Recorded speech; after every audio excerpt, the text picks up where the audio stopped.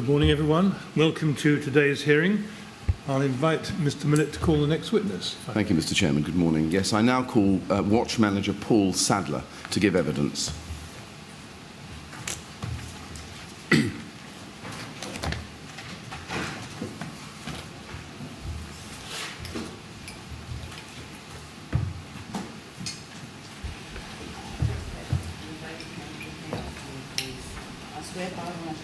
I swear by Almighty God that the evidence I shall give shall be the truth, the whole truth, and nothing but the truth. Thank you very much, Mr. Sadler. Now, I take it you want to stand up to give your Please, evidence. sir. That's fine. Yes, Mr. Millett? Good morning, Mr. Sadler. Good morning. Thank you very much for coming to the inquiry. First of all, could you please give us your full name? Paul Anthony Sadler.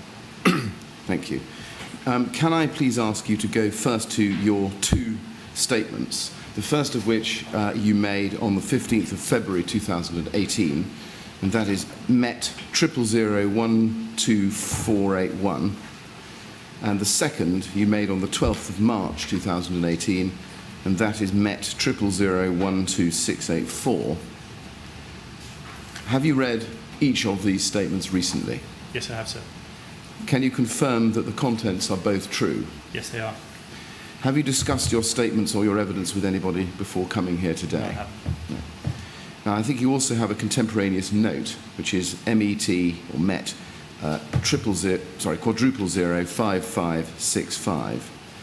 We can just have that on the screen.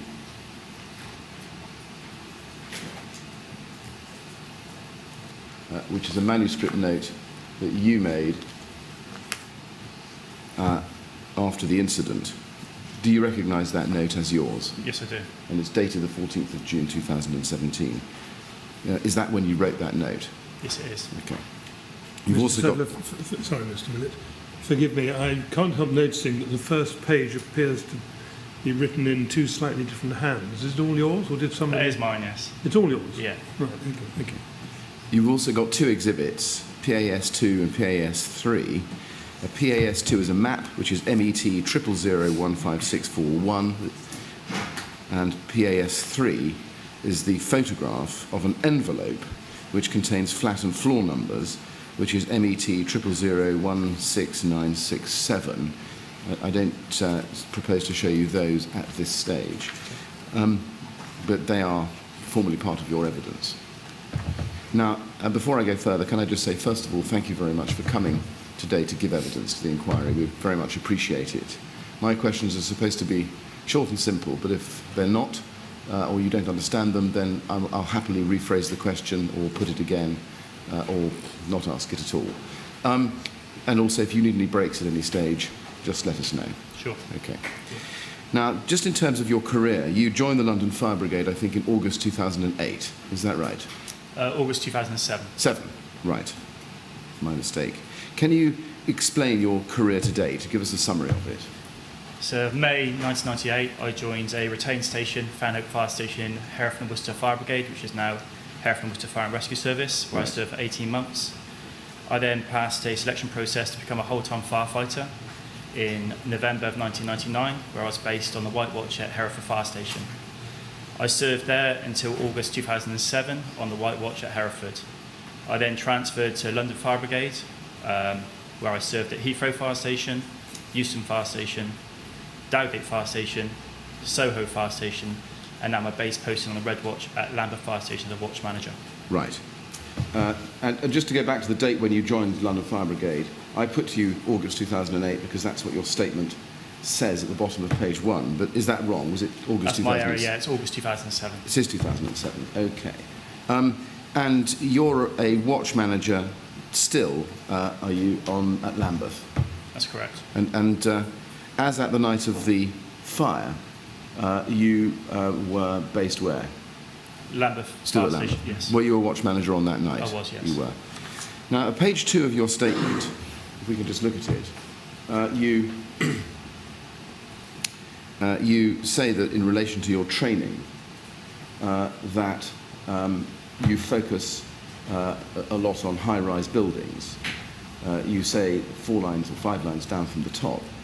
The training with LFB tends to be borough-specific. For instance, here, we have a lot of high-rise buildings, so we tend to focus a lot of energy on high-rises and subsurface. In terms of high-rise training, what kind of training do you do? Could you just give us an idea of that? So station base, we've got a drill tower, as you're aware of, and we do some role-play exercises, for want of a better word, where we simulate a fire on an upper floor and our on-arrival tactics.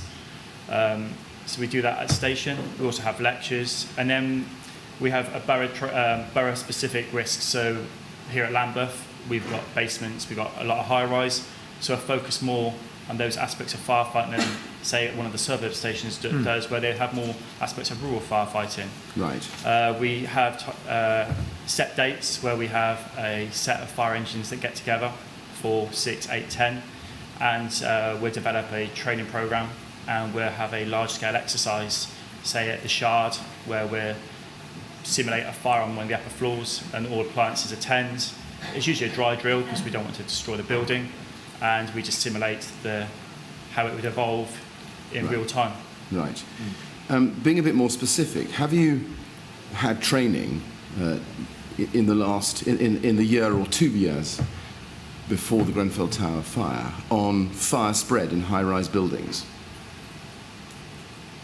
In terms of a specific in fire spread in high-rise buildings, no, but we'd add fire spread is fire spread with compartmentation, so we understand the principles of compartmentation and how fire does develop through a building, be it a high-rise or a flat. So we do train in fire spread. Obviously it is slightly different in high-rise, there's different aspects, but within the last year, no, but I understand some principles around that, yes. Right, okay. And have you had specific training on what happens in a high-rise building when compartmentation is breached? No. Right. Have you had training on how to carry out a full or partial evacuation of a high-rise domestic dwelling? No. Have you had any training on how to handle fire survival guidance calls? I have had training. I have delivered training. Part of the 6 pump or 8 pumps exercise we take part in, or the 4 pump exercise we take part in, we have simulated a role play of FSG. Right. We have carried that out recently, yes. When you simulated your role play of FSG, was that as an operational officer on the incident ground? I developed the training on that day, so we had 4 fire engines at Lambeth Fire Station, and I simulated a high-rise fire on the upper floors of our building.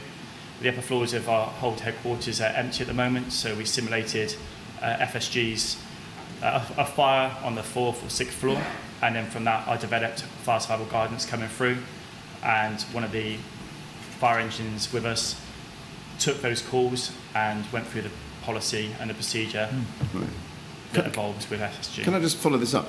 You developed this training yourself on FSG? When I say I developed, that's a bit strong. I orchestrated, I put together, the 4 fire engines come, and I chose to concentrate on FSG as the risk to my station ground dictates. And we did a high-rise firefighting, so the firefighters gain an understanding of high-rise firefighting, and I evolved that to the officers where there'd be some FSG involved, so then that aspect would come into it. Okay. Now, the involvement of the FSG in the training package that you helped orchestrate, your word, I think, what was the pattern of communication, or the chain of communication, that you trained? In terms of the actual drill itself? So, yeah, just talk me through what the chain of communication of a fire survival guidance call was in the training that you orchestrated. So, as the policy states, we had firefighters on the upper floors. Control, we simulated one of the firefighters pretended to be controlled on our handheld radios. We'd radio up a instant pump, the ICP, and say we have got fire survival guidance. They would then get the control information form out, collate that information, pass that information to the Bridgehead, and that information then be acted on. Right. In the training that you've just described and those links in the chain, what was the chain of communication from the control room to the ICP? Was it radio or some other? So obviously I was simulating this at station base, so it was a handheld radio. Okay. Obviously, operationally, it'd be a fireground radio that would be transmitting that data, that information. Okay. And when you were simulating the chain of communication in this training program from the ICP to the bridgehead, what was the chain of communication That would be a handheld radio. directly? So handheld radio would communicate, and the physical paper would follow up. So there's no lost information. Right. And the physical paper, would that be the 4-part multicoloured control information form? That's correct. Right. We'll be looking at those later on. Okay. And so what in your training program would the bridgehead receive by way of FSG? So for this incident, because it's a small-scale incident, they would receive information by handheld radio, but then they would also receive the physical paper of the control information form, which would be one piece of paper from that 4-ply form. And in that training program, how would the bridgehead instruct the BA wearers to proceed? Okay, so there's just one person trapped in this scenario. So the information, obviously, they're calling our fire control. We're simulating they're calling our fire control. They would give that information to instant command pump. That goes up to the bridgehead. And the bridgehead, either commander, the bridgehead commander, or if we've got a search coordinator, we didn't then because it's a small-scale incident. Yes. The bridgehead commander or the engine control officer would then instruct the BA crews to, if they're already committed, to redirect, carry out that rescue, and another crew would carry on the firefighting. And that's how it was carried out. And just a final question on this training. In that training program, was the information about the FSG call that went to the bridgehead recorded by anybody at the bridgehead? So they would have the physical form, Yes. the second piece of paper from the 4-ply FSG form, control information form. So that information would be on there. Obviously, the entry control board would change the brief of what the BA crew are doing. They are now carrying out search and rescue on a specific flat. So they would change in the remarks column what their brief is. Right. And did the training involve a forward information board? The forward information board would be there because it's part of the equipment that goes to the bridgehead on arrival tactics. In your training, would it be used to record the FSG call information? It can be. It depends the limits of the actual FSG. If it's quite a straightforward FSG, there's no need for that. You've got the information on your control information form, and it's quite straightforward that they've got to go to that flat, carry out that rescue. Right.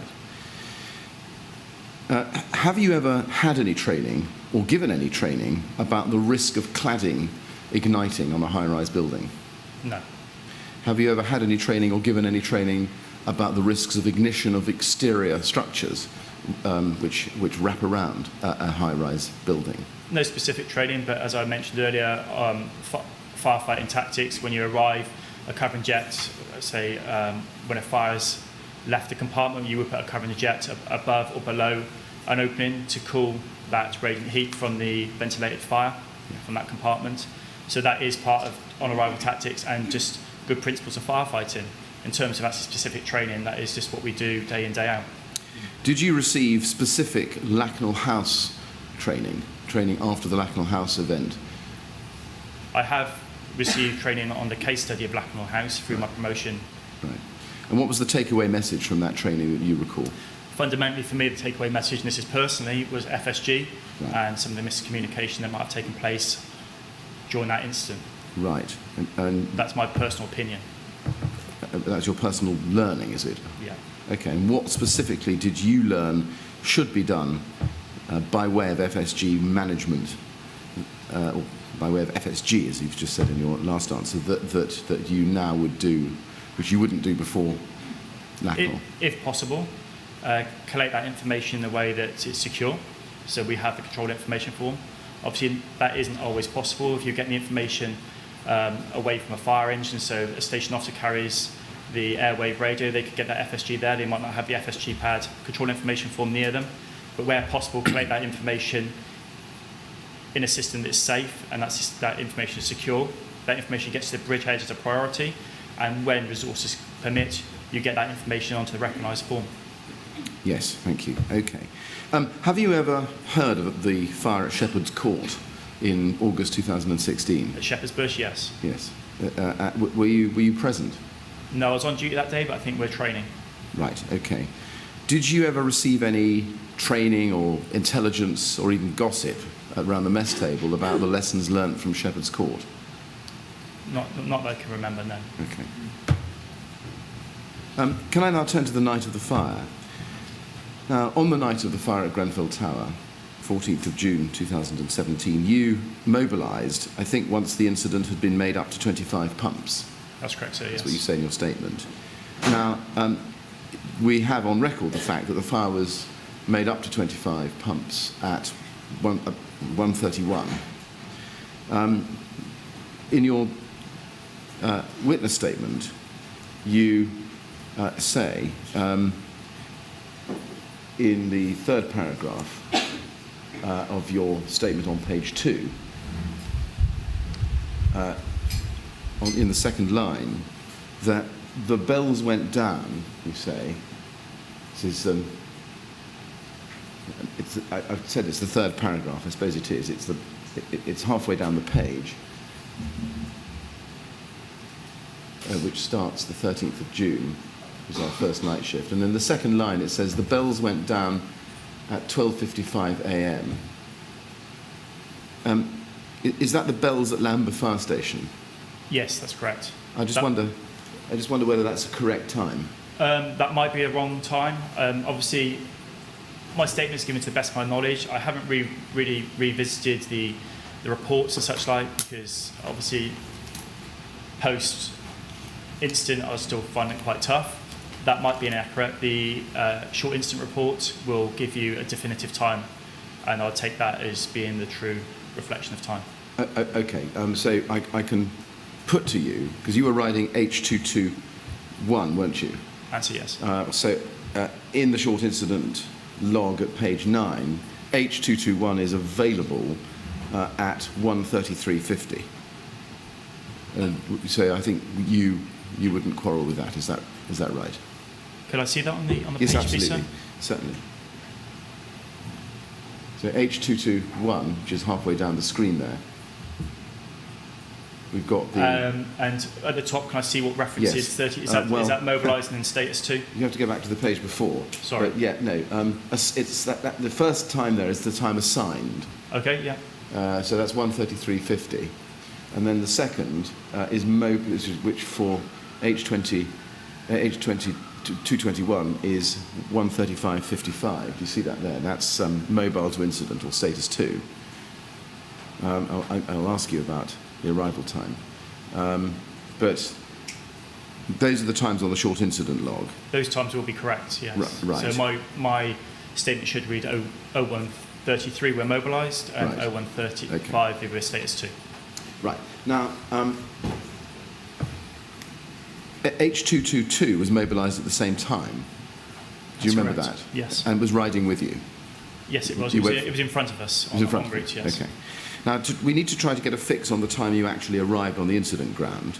Now, we know from the short incident log that pumps were made 25 at around 1:31:48. And just to show you that, that's page 18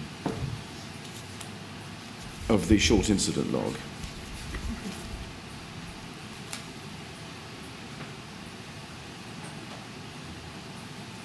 So you can see 01:31:48 service requests created, make pumps 25, and then 01:31:55 make pumps 25. So we have that in the short incident log. That being so, and looking at your mobilisation, we know that, as I've just shown you, you were assigned at 01:33:50, and H222, if you go back to it, at page 9,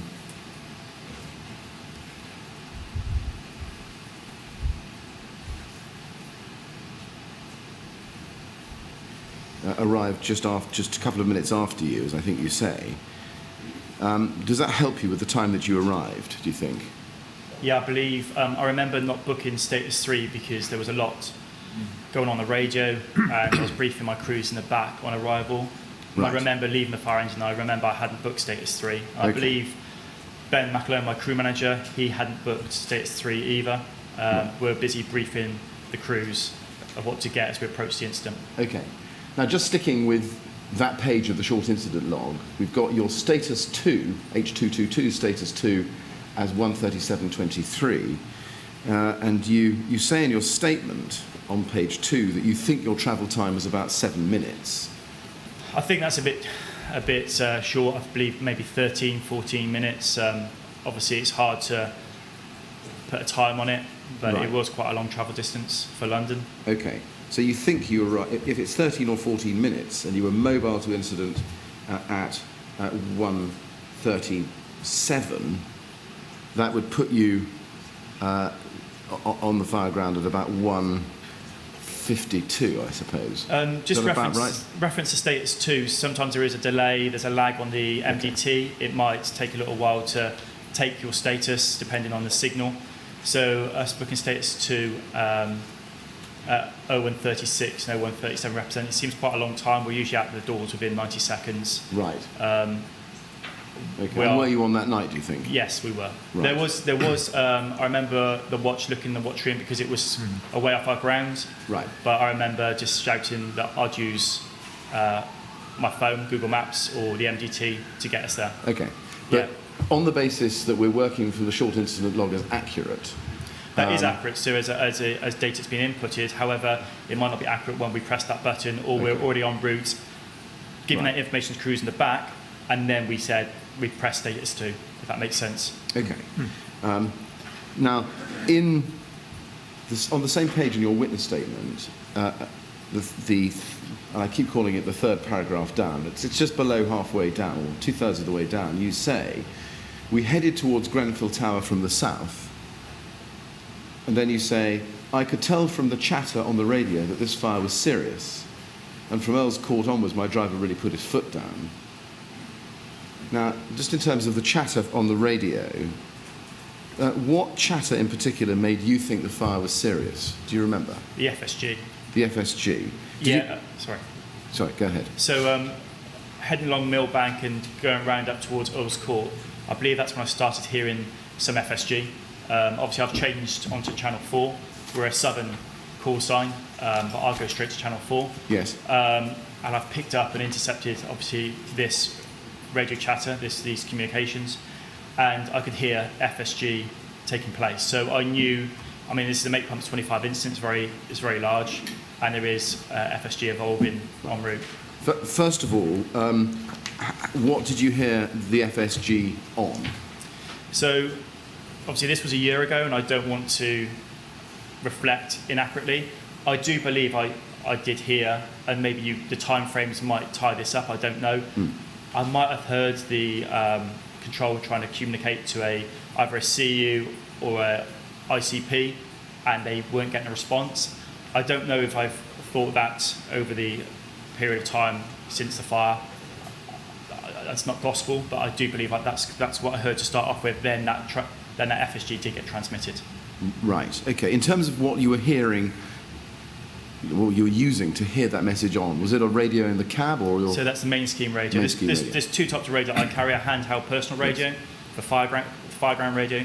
There's a main scheme radio which is fixed into the cab, and obviously senior officers, station officers and above, have a mobile version of that same radio. How long into the journey, which you say was 12 to 15 minutes or so, did you start hearing FSG messages coming over your radio? So I've referenced Earl's Court at that time. So to get to Earl's Court, we'll just go along the embankment, Millbank, along the embankment. So I'd say 5 minutes, 6 minutes. Right, okay. So trying to get a fix on that, if you look at the short incident log, page 19, for example, you can see, let's take 140 at 47, and it is only an example, I stress. A quarter of the way down page 19, you can see it there on the screen, RT4 to G271, and G271 was the incident command pump at that stage. FYI, 7 people in flat 205 on 23rd floor, persons unable to leave property. First of all, do you remember that message specifically? No, it'd be wrong of me to say that, no. Was that the kind of message that you began to hear? Definitely, yes. Right. We have a recording of a radio transmission from control to a specific en route appliance where there's a radio transmission saying that there are lots of and I'm quoting, lots of fire survival guidance, fire survival calls, and people asking lots of questions. Caller on the 18th floor, thick smoke outside, and then a list of flats. Do you remember hearing that sort of thing? I remember hearing specific FSGs. If it was a long transcript, as you just mentioned, I wouldn't like to say that. No, I just remember hearing specific FSGs. You do? Okay. Yes. And were you continuing to hear them when you arrived at the incident?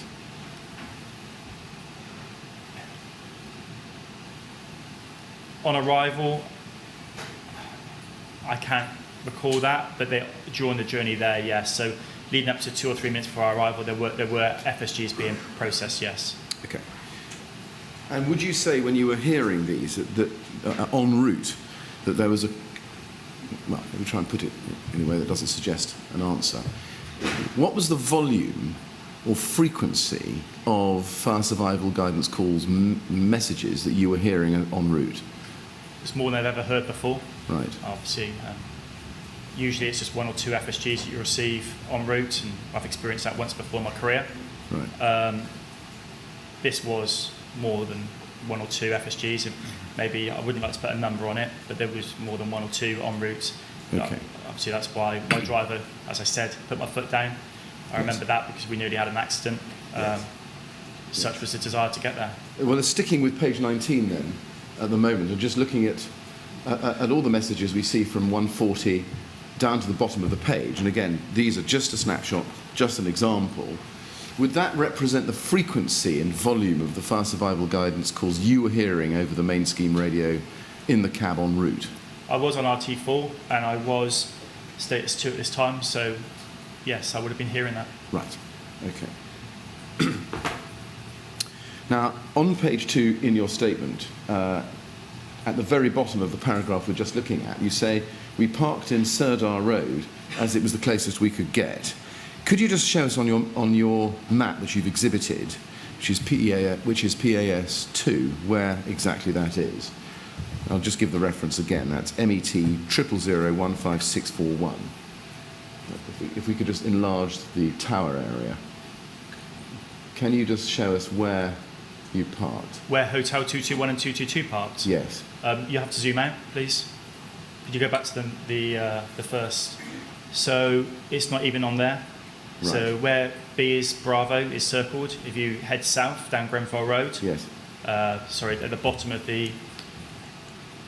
It's actually not on the map, I think. No, so you get the junction at the bottom of Grenfell Road, the southern tip.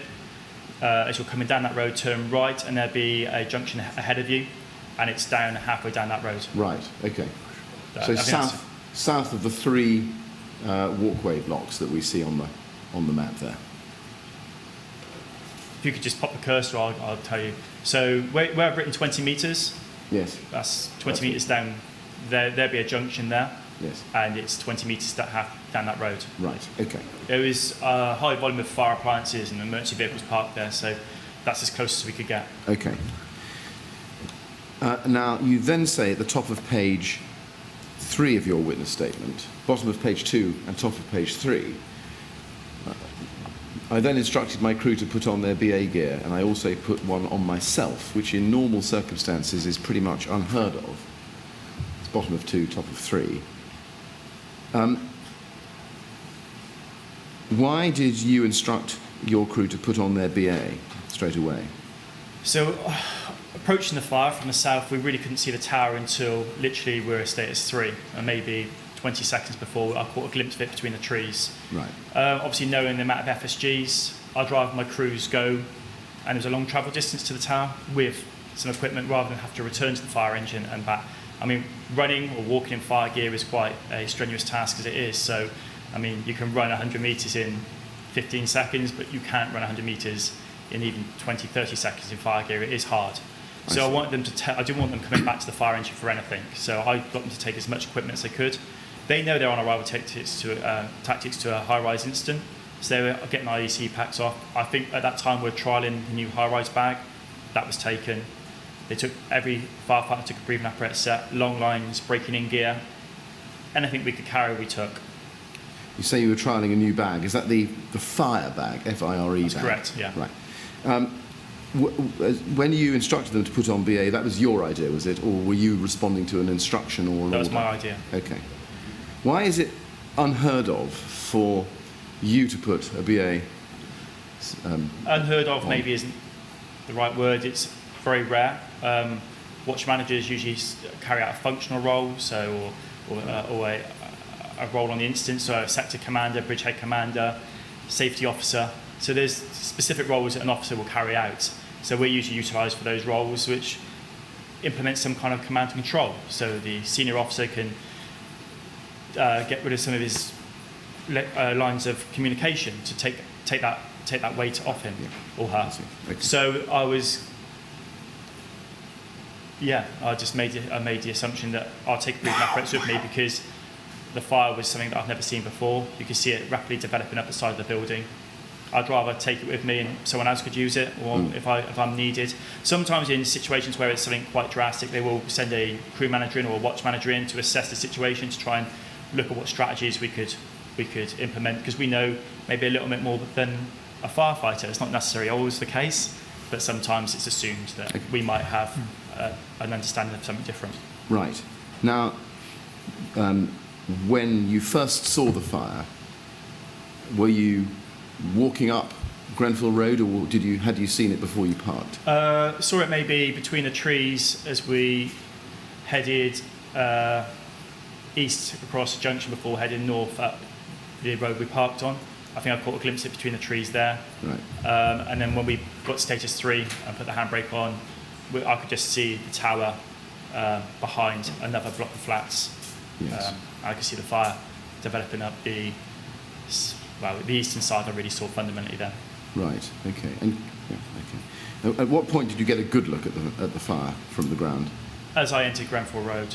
I see. Okay.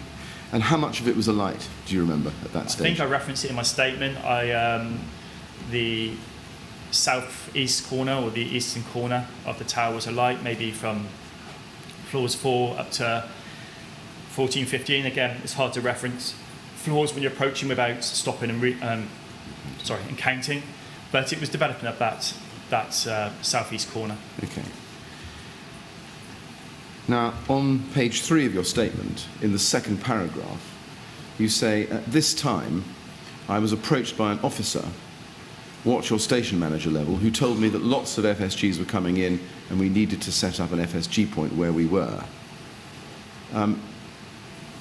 Where were you physically when you were approached by that watch or station manager? Do you remember? Yes, I do. I think it was captured on one of the panorama documentaries, the actual officer speaking to me. I was underneath the covered area at the base of the tower, just behind Paddington's aerial, which at this time was catching fire. We were forming up there. All the firefighters are forming up there in an orderly fashion.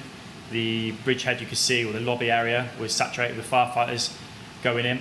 And this officer, I was there with my breathing apparatus on, and my crew behind me. Right.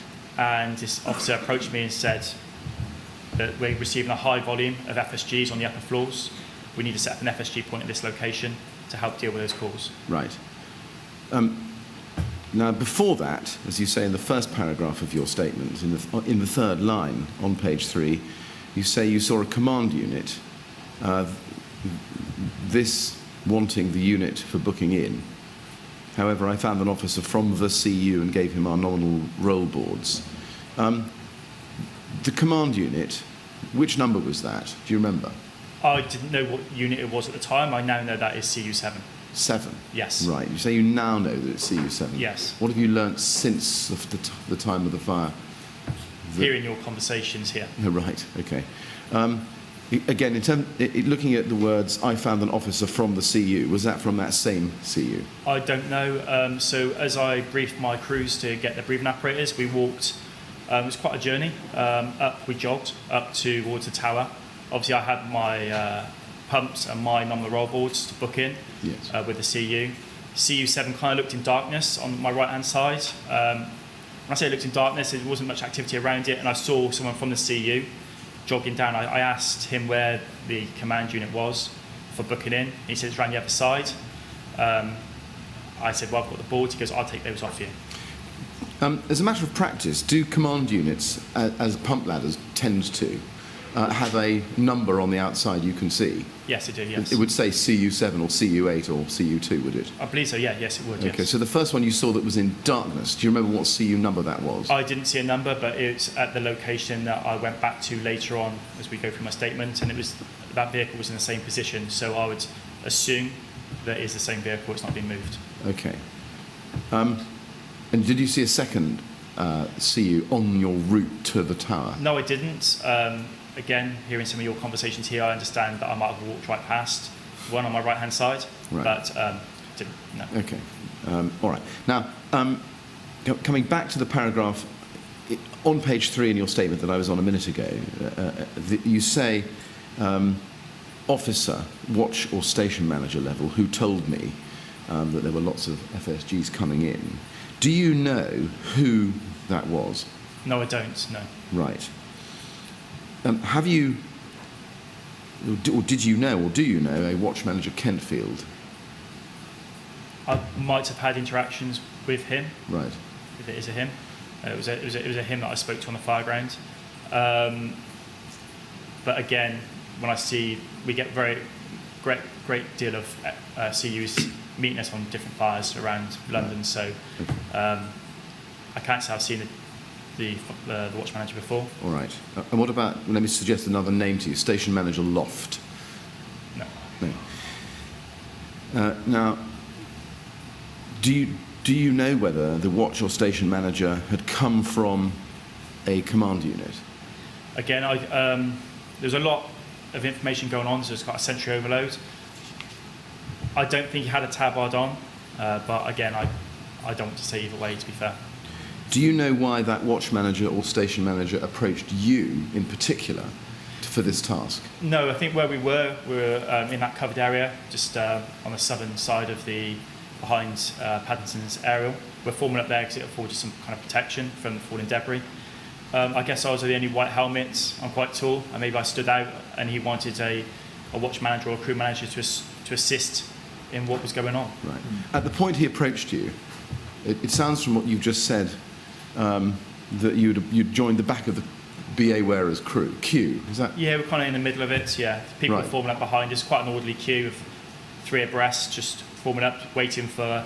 I think Watch Manager Brown from Battersea, Stuart, was Stuart a Brown. safety officer. There was quite a lot of falling debris. Like I Right. said, the turntable ladder was now catching fire.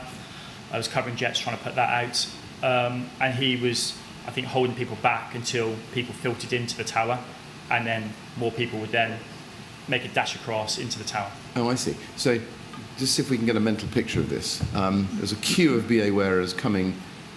Sorry, let's start again. There's a queue of BA wearers in the tower. I looked up and there was like a mezzanine level. Yes. And I could see firefighters in there. Okay. And the queue stretched internally how far down? I wouldn't like to say, I know there's a stairwell because I went in there later on, that I just remember seeing firefighters in there. Someone could have been regulating the flow of people in from the base of the tower, or it was literally just a safety issue that Stuart, Watch Manager Brown, was just regulating the flow of people crossing that area. Okay.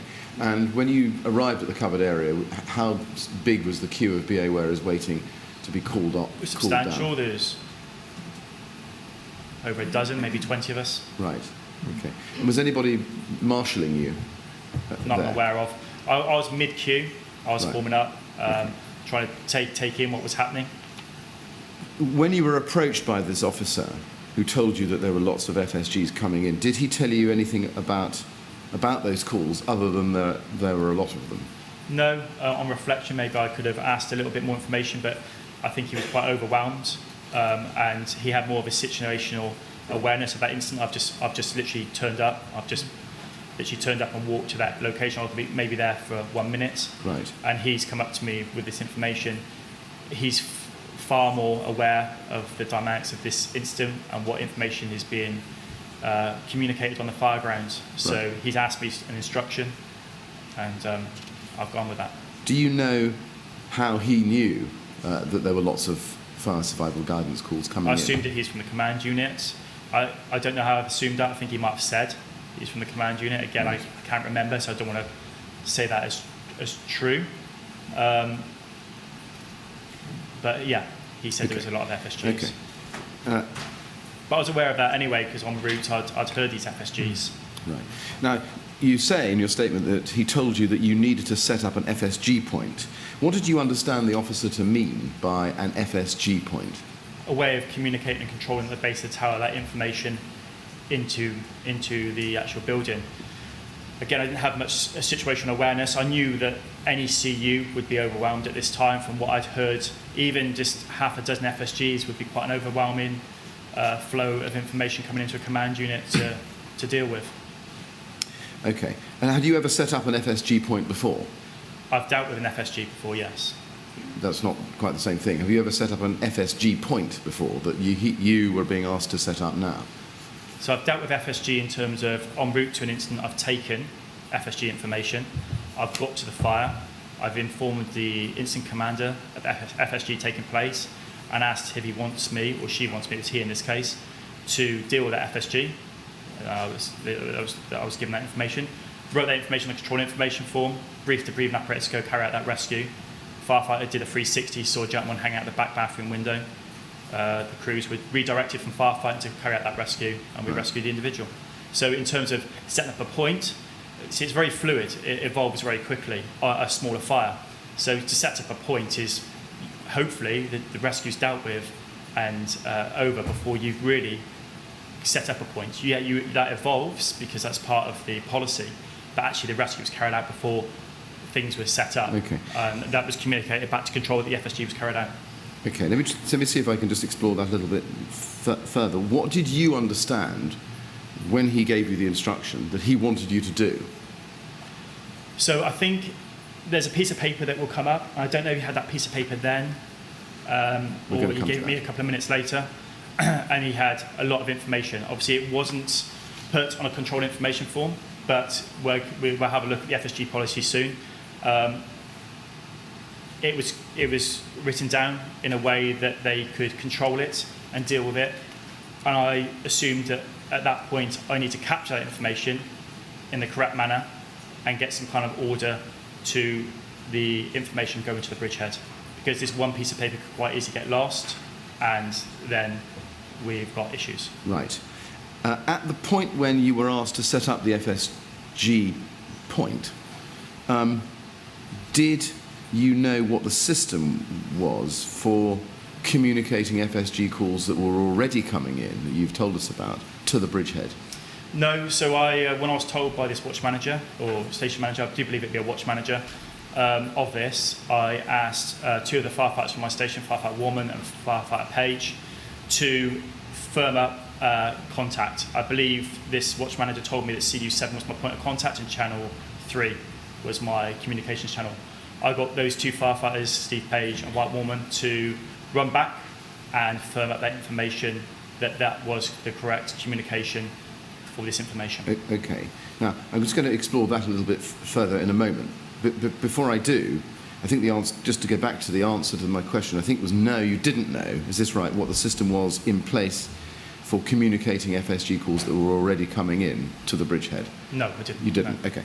Now, do you know whether anybody else had been taking FSG calls and handling them at the incident ground before you were given this instruction by the watch manager or station manager? I'd assume so, because en route, I've status 2, I've heard FSGs being transmitted and being received. Okay. Did you take any kind of handover from that officer? No, apart from my line of communication with CU7, Channel 3. Who told you to liaise with CU7 and Channel 3? That watch manager. That watch manager.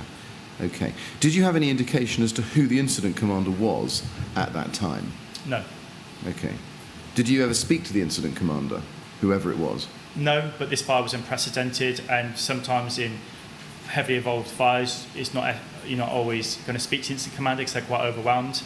He's divulged some spans of control, and I'll be speaking to those people, not speaking to the incident commander who's maybe overwhelmed with other things. Okay.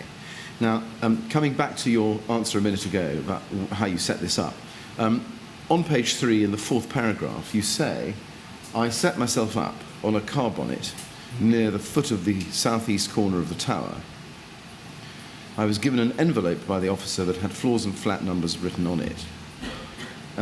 now, we'll come to the envelope in a minute, but just looking at setting the system up, where exactly was the car bonnet in relation to the So the entrance southeast to the corner tower? the southeast corner of the tower, there was Paddington's turntable ladder, which was housing at this time. Just along from that, there's some bollards, and there was a car just parked along those bollards. If you get me a map up, I can show you exactly. Yes, let's go. Let's do that. Let's go back to your map at MET 00015641.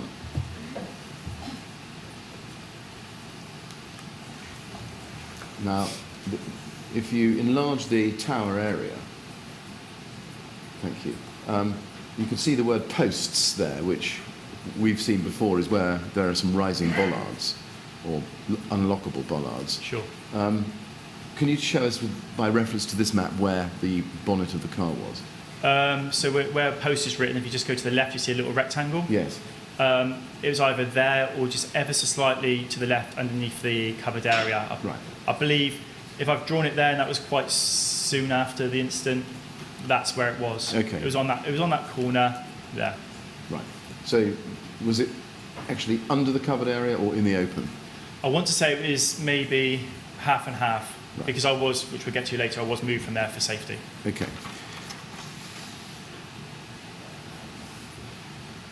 And why there exactly? Sorry? Why there exactly? What set up the FSG point? Yes. So I was told by this watch manager that I need to set it up there. He's got more of a situational oversight than me. I feel that the CU was overwhelmed, and I needed somewhere that I could have some kind of place to place papers and control information boards. It was right next to me. That's kind of what I looked for, and that's what I went for. Okay. And why didn't you set up closer to the lobby of the tower? There was a lot of falling debris. Paddington's TL now, I believe, was housing. It was the firefighter in the cage, or the crew manager in the cage, was dodging a lot of debris. Right. When you say it was housing, what do you mean by that? Retracting. Right. Yeah. Okay. So there was a lot of debris coming down. Not as much as came down later on. So I saw that was kind of a focal point on the corner. People would see me on that corner as well. I see. And underneath where the little circle with the white line, with the line going off it, that's kind of where the firefighters were forming up. If that makes sense. So that area is quite congested with firefighters and breathing apparatus waiting to go into the building. Okay. And by reference to this map, can you just tell us where the turntable ladder was? So you see the end of the line? Yes. There. Right. Yeah. Absolutely opposite the southeast corner. I believe so, if my memory serves me right, yes. Right. Now, you mentioned an envelope, and in your statement you mentioned an envelope in the second line of the fourth paragraph on page 3. And you say you were given it by the officer. Was that the same officer who'd given you the instruction to set up the FSG point? I'm not entirely sure. I want to say yes. But again, there was so much information coming at that time that I can't hand on heart say that is the case. But I believe so, yes. Okay. In the paragraph before, you've referred to a watch manager from the command unit giving you a jacket with FSG coordinator on the back. It's the second sentence of that paragraph. Was that the same watch manager who had originally instructed you to set up an FSG point? I'll be honest, I didn't even look at the watch manager. I was writing. So first of all, I was given a jacket, a functional jacket with no insert, so there was no name in it. And they literally put it on me as I was still writing FSGs. Right. Such was the rate of FSGs coming in, I didn't even look up. I was literally writing and they dressed me. Okay.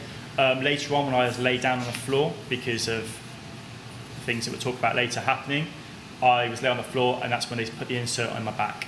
Oh, I see. And what colour is the FSG coordinator? A yellow jacket. It's yellow high-vis jacket with FSG coordinator written on the back. Okay. Now, we'll come back to the envelope in a moment. You say that you had two of your firefighters helping you, Steve Page and Mike Werman.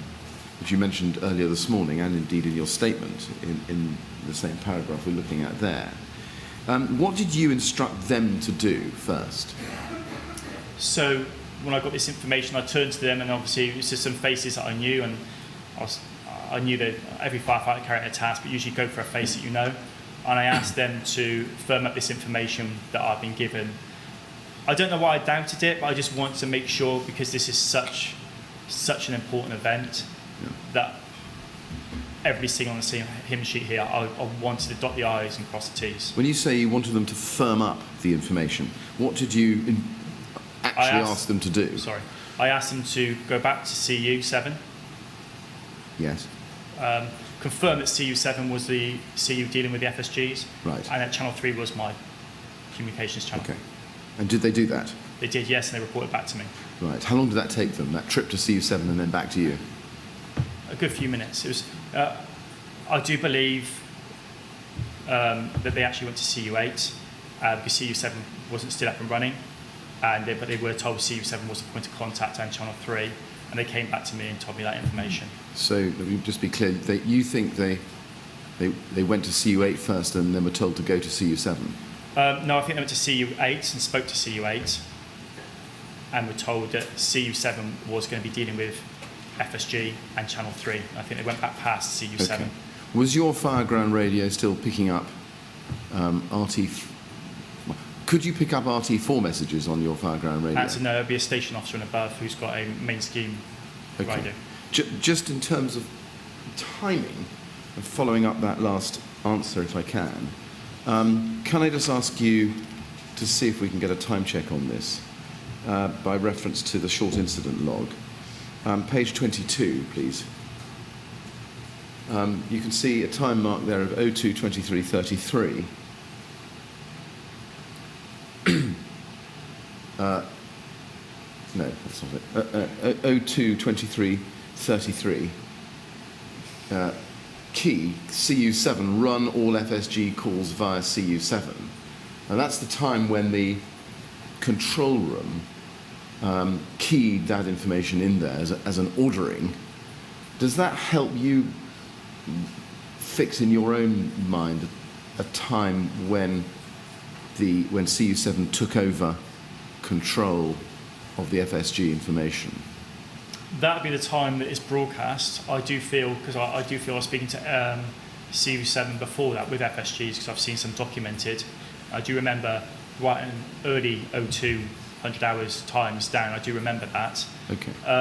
So I think they would have been dealing with FSGs, and that would have been transmitted at a slightly later date than it become an FSG CU. Now, Steve Page and Mike Werman were your firefighters helping you. When you look at the fourth paragraph of your statement on page 3, you say in the fourth line, I took a photo of the envelope and then got one of my runners to take the envelope to the Bridgehead so they could start formulating the rescues. I'm going to come to the details of that in a minute, but I just want to identify the runners. Were one of these runners Steve Page or Mike Werman or both? Answer no. They were committed to fight the fire. Okay. After they'd come back to you from CU8? That's correct. I see. Okay. Do you remember who the runners were that you had available for this exercise? No, I recognise faces, but I know Charlie Batterby was instrumental, and a senior hand, Billy from Hammersmith, was instrumental in helping. There was other people, and forgive me, I do forget their names, but it was there was a few of us. Okay.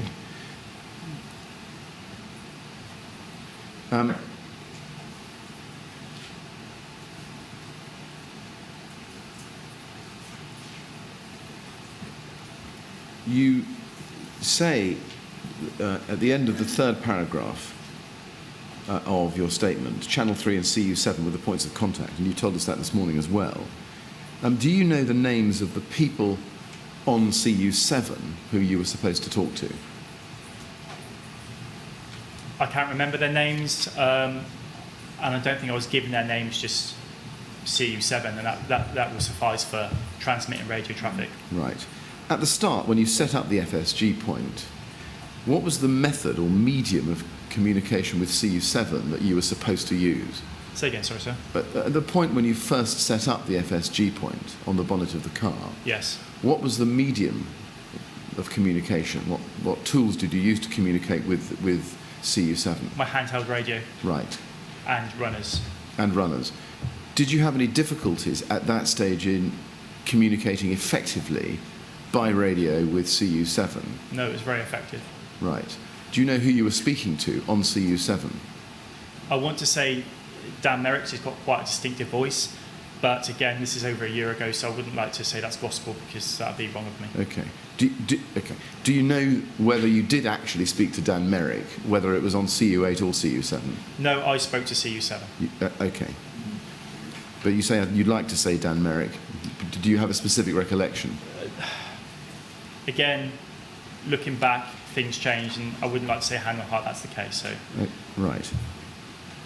And did you use a method of... did you use another method of communicating with CU7 other than your radio? And runners, no. Right. And physical paper, which we'll get to later on, as in the control information forms. Yes. So the methods of communication was CU7 via handheld radio, channel 3. Firefighter runners communicating messages and taking them a physical piece of paper from the control information form. At any point, did you take messages from a pump ladder? No, not at all. Right. I just want to put to you the gist of what the station manager Daniel Egan said in his evidence when he came here on the 3rd of July. And I'll just put the gist of it to you. And for our own purposes, it's page 112, lines 8 to 16, and 118, lines 20 to 25. Let's just say that we can pick it up later. And he said that he saw that there was an appliance taking FSG calls, and the driver of that vehicle was getting off that machine, out of the driver's seat, walking round to you on the car bonnet with 2 or 3 casualty report forms and giving them to you, he couldn't identify you, who was writing it down. Do you remember that happening? No, so he's saying that they had control information forms? Yes. Is that what he says? Because you say casualty report forms. Well, yes, casualty reports. Casualty report forms.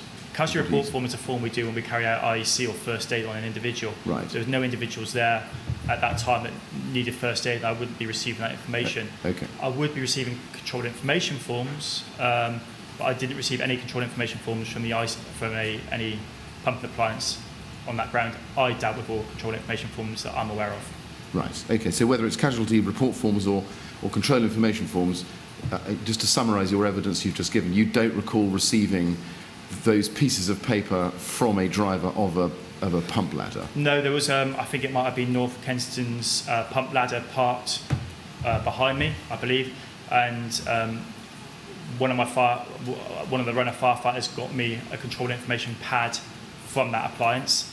So station manager Egan might have seen that happening, and as things were evolving, just thought that some communication was coming from there. I never received any information from any other appliance apart from CU7 reference FSG on channel 3. I see. Okay. Do you just exploring that last answer a little bit more? Do you remember seeing somebody from North Ken's pump ladder bringing you a pad of control information forms from that pump ladder? Yes, I asked them to go get me them. I see. Do you remember who that was? No, I don't. And also, I ran out of control information forms. There's a pad with quite a substantial pad, and I quite quickly ran out of forms because they were in quadruplets. And I asked someone to go get me another pad. I don't know if they went back to that appliance and got a second control information form pad. Usually, I think we only really carry one because you only do 1 or 2 FSGs, so I wouldn't imagine there'd be 2 pads on North Kensington's pump ladder. Right. But I did run out of forms within the first 10 minutes, 20 minutes, right, and I asked for another pad to be got. So someone else might have gone there, and it might have been a coincidence that Station Manager Egan saw those 2 occurrences. I see. Out of interest, how thick, or how many control information forms do you get in a pad? There are 4. It's quadruplicate, but how many do you get? That's a good question. I'd say in excess of 20. Right. Okay. Can I also just put something to you that arose out of the evidence given by Dan Merrick? This is 10th of July, transcript, page 20, lines 6 to 10. Did you ever see Watch Manager Kentfield on the radio taking fire survival guidance information details? Watch Manager Kentfield being the watch manager I allegedly spoke to at the beginning. Is this what we're saying? I'm just asking you whether you ever saw Watch Manager Kentfield on the radio, on the fireground, taking fire survival guidance call information. I don't know who Watch Manager Kentfield is. Did you see any watch manager other than yourself taking fire survival guidance calls from a command unit over his radio on the fireground? No, but I did see a watch manager next to me taking a phone call on a mobile phone from a resident within the building who was trapped. Okay. They were on that phone for maybe 2 hours. It actually might even be longer than that. And I was at times concerned because the watch manager was in quite distress. Right. And he was off to my right, crouching down at times on the phone to this individual. Okay. Mr. Millers, I'm going to interrupt you just for a second to ask Mr. Sadler whether you're happy to keep going for a bit. You've been giving evidence for an hour. We will be having a break within the next quarter of an hour or so. Is that all right? You content to keep I'm happy, going for a sir. bit? Yes, thank you. All Thank right, you very much. Yes, I'm sorry. Yes, thank you very much, Mr. Sadler. I'm grateful.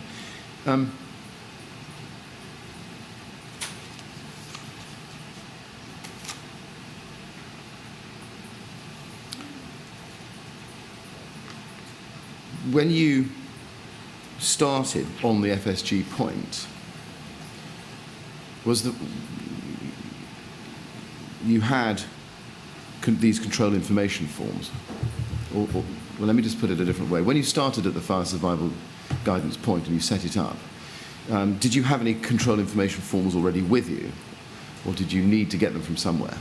No, when I was told about this, I had a breathing apparatus set on my back. I turned around and dropped it on the floor next to the car. Yes. And then I started to get a team together to facilitate this. Right, I see. And was one of those first actions asking the driver of the North Kent Pumplander to bring you the pad of control information forms? It wasn't a driver. I think I saw a lot of firefighters around me, and I got firefighter Page and firefighter Warman to go off and do that task we mentioned earlier, reference CU7 and Channel 3. They're all fresh wearers, and I could see that there were some wearers that had already worn, and I was conscious that this was going to be quite a punishing incident for the firefighters, and I wanted all fresh firefighters to get in there, and I could see some individuals that were exhausted and they were resting. I think they were the initial crews that went in and fight the fire, and I shouted at them to come over and assist me. Right.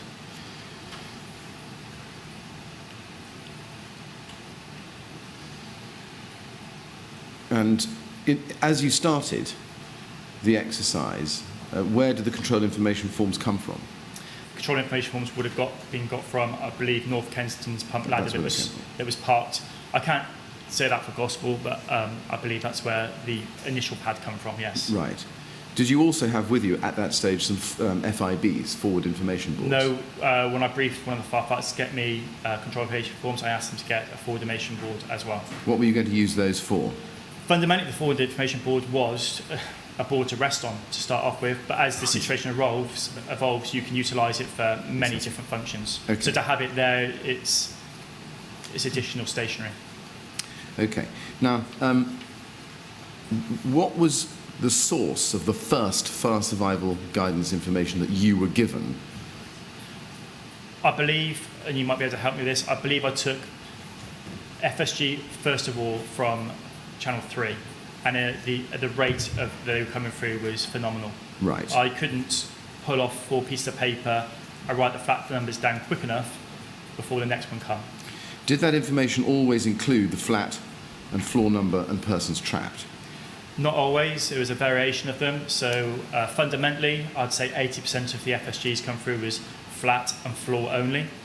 Some come in as just floor only. Some come in as people on the roof. And some come in as a flat and floor and the conditions or the number of people within that compartment. And did you always write down all the details you were given over Channel 3? Yes. As far as I'm aware, I did, yes. And when I got an update, and I think my updates were very limited, I think I had 1 or 2 updates, because the information was just one way, because how it was evolving, I did do one update about fire coming in through a window, or smoke coming in through a window, and that was updated on the control information form and sent to the Bridgehead. Right.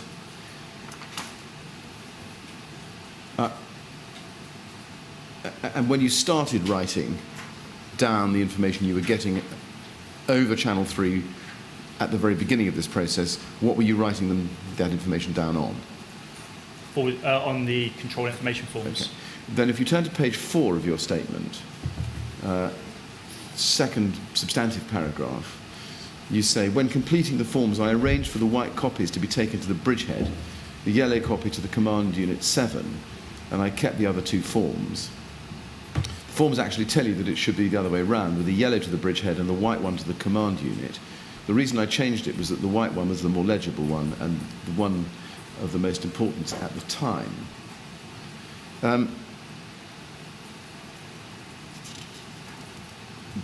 Did you when you say I arranged for the white copies to be taken to the Bridgehead, did you ask somebody to do that? In terms of physically do it, yeah. So I was taking the FSG information from Channel 3. Yes. I was writing it down.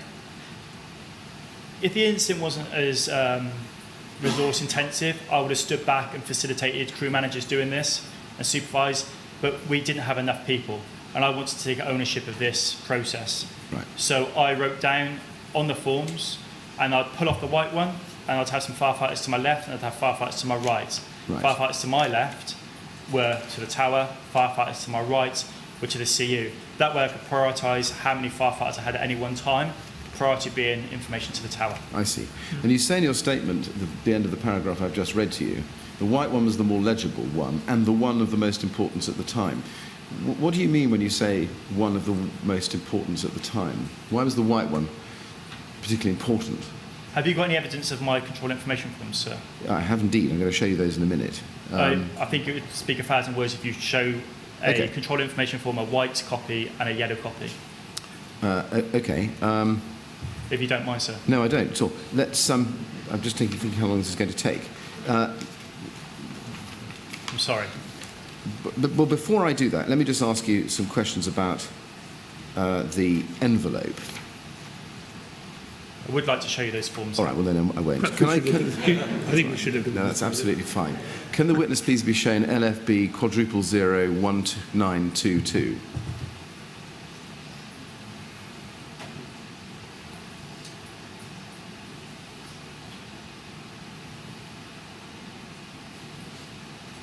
Now, what I'm showing you is a set of documents which have been disclosed by the LFB to the inquiry. We're not entirely sure where they come from. And I hope this will help you explain your evidence. But if it doesn't, then tell me and we'll see what we can do about it. Yeah. This is a yellow sheet which says premise number 161, 19th floor, 10 people. And if we turn the pages, we will get to some different colours as we go. If there's anything that, as we've turned the pages in, is rather long, there are 43 pages. I appreciate it. So is there a white copy? Yes, there. And there's my point. The Right. first one should go to ICP as dictated in the top left corner. Yes. And you can see how legible that is. If you go back to a yellow copy, Yes. Go it's back to the page very before. much less legible. Right. The conditions on the Bridgehead were deteriorating. I knew that the priority was to get that information there and make sure that information is correct. Throughout the whole of the incident, correct information going to the Bridgehead was paramount, and that's why I cross-referenced everything I possibly could in my power. Right. And that's why I made that decision there to change. The 2 forms beneath that were even less legible. Because it's just a carbon copy, and you can see where it says from CU list there, that's been put on top, so you can see the difference in the legibility. So your point in your statement about the most importance, the white one being the most important, is a legibility point. It's just the most legible. 100%, yes. Right. And do they get less legible as you go down the pad? Answer yes, definitely. Can you just help me in terms of the order in which they appear? You've got the white one on top, do you? Yes. And then the yellow one is it second? A second, sir, yes. And then the blue one third? I believe so. And then the green one, Green. fourth, is it? I believe so, blue or green. Okay. Yes. And when you filling these out, you say the white one went to the Bridgehead, and the yellow one, I think, as you say, went to the command unit. You kept the other two forms. So you kept the blue and the green, did you? Yes. Why did you keep them?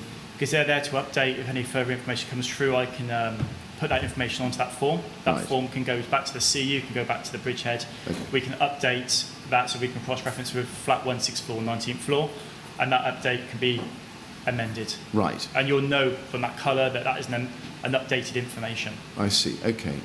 And did you, jumping ahead a little bit to something I'm going to ask you later, but when you did an update, did you then send the physically updated blue or green form up to the Bridgehead? I can only recall one physical update, and it was a caller recontacted control and told that smoke or fire, I believe it was smoke, was entering their window, be it, I believe, a kitchen. Right. I transmitted that to the Bridgehead, and I updated a form, and that was taken by one of the runners to the Bridgehead. So it happened, definitely happened once.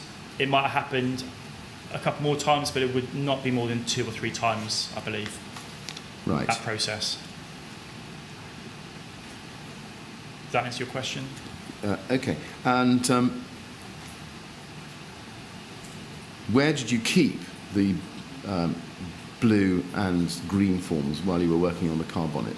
So I speak later on of trying to get some kind of organisation, and Billy from Hammersmith was fundamental in that.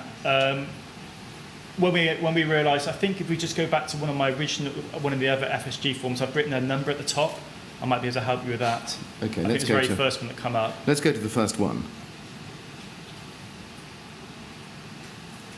Here you go. So you can see a number at the top, maybe 11. Yes. And this is the second copy of. So that's the 11th FSG that I carried out. This is still on the car bonnet. Right.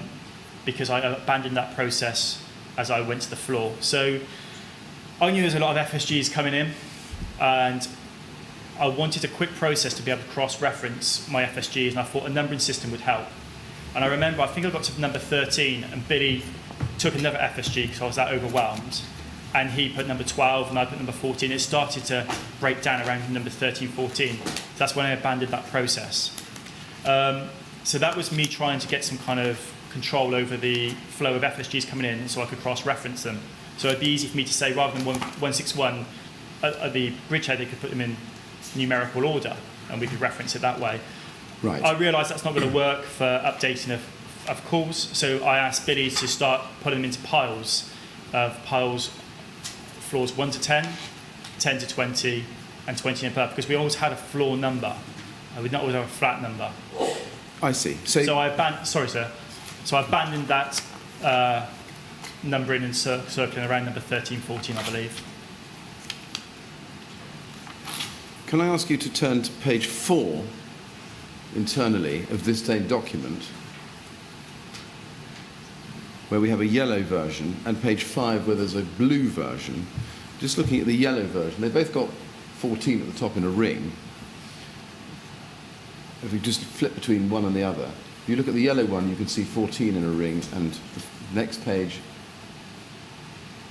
the same. Let's have them both up there at the same time. They both relate to 175 20th floor. That's correct. I can't read that. And if you look at the bottom part of each of the documents, somebody's added on the blue version 5 persons, 3 adults, 2 kids. Do you know how that further information came to be there? So I don't know how that information would have come. That obviously, the white copy has gone to the Bridgehead. You can see by the dirt on it. It's been up on that floor. The white copy would have gone back to the CU, and obviously I'll be holding 2 other copies. Where that information come from, I'm not too sure. I could have transmitted that by radio and not sent another form up if Louisa de Silvo or whoever was at the Bridgehead confirmed that, because I might have been overwhelmed. As you can see, I've taken 14. I believe I abandoned the numbering system on the car bonnet, so I've taken 14 FSGs on the car bonnet. I think I was only there for less than 10 minutes.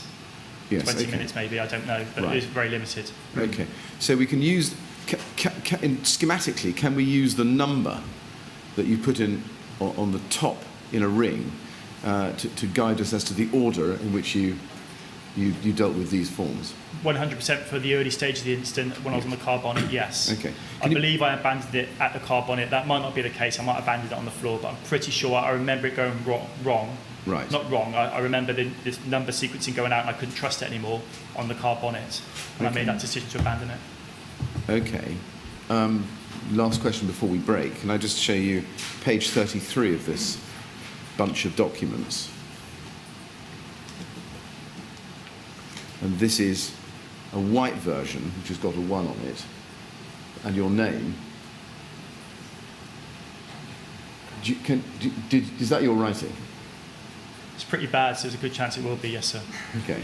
Do you remember writing that? I don't remember writing that, but that is, yeah, because I understand the concept of FSG and the CU and ICP, and I was trying to get this link across that I was FSG at the base of the tower. So when I was referred to in radio traffic between Louisa at the Bridgehead and CU7, I would always say FSG at the base of the tower. So they knew which part of this process of trying to capture this information we're overwhelmed with I was. So I'd say that is my writing. The fire at the door isn't my writing.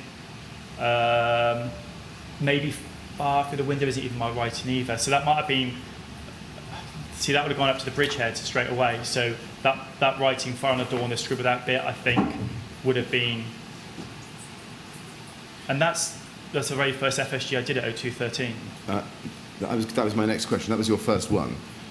By my numbering system, yes. Right. Okay. That may be a convenient moment for a break, Mr. Chairman. Yes, we are I think we might in the middle of this exercise, I'm afraid. benefit for a break at this point, Mr. Sadler. Please don't talk to anyone about your evidence during the break. We'll come back at 11 o'clock and hope you'll be able to carry on then. Thank you, sir. Right, thank you. We'd like to go with the usher.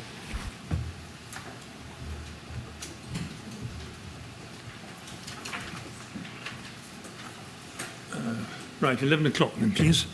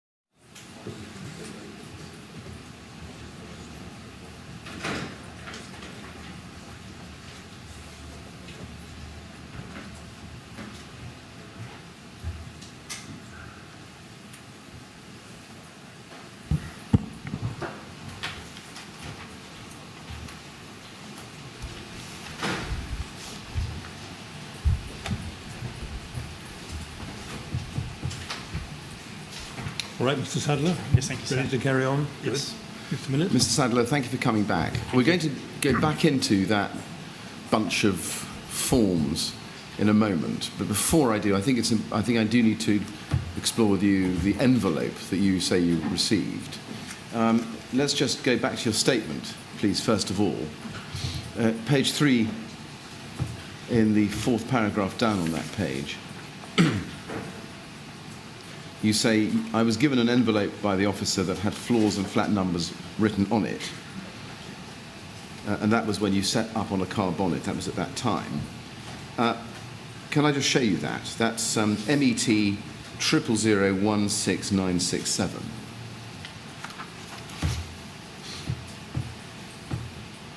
Now, first of all, do you know why the officer gave you this envelope? I don't know why he gave me the envelope or where it come from. All I interpreted with this was FSGs that had come through and that they had captured in the most practical manner because of the, as you can see, there's in excess of a dozen FSGs there. They've captured in the most practical manner and they've hopefully transmitted those to the Bridgehead, or they've given them to me to document and process to the Bridgehead. Were you given, when you were given this envelope, did you add anything to it in writing, or is all the writing that we can see on it what you were handed? Yeah, sorry, sir. I didn't write on there at all. Right. I was given that envelope. It's a envelope and it's written on the front of it. You can see in the background, you see the checkered of the control, the FIP, forward information board at the back. So this is on the car bonnet. That's Right. the checker in the background there is the top of the forward information board. And you can see there the shadow of my mobile phone.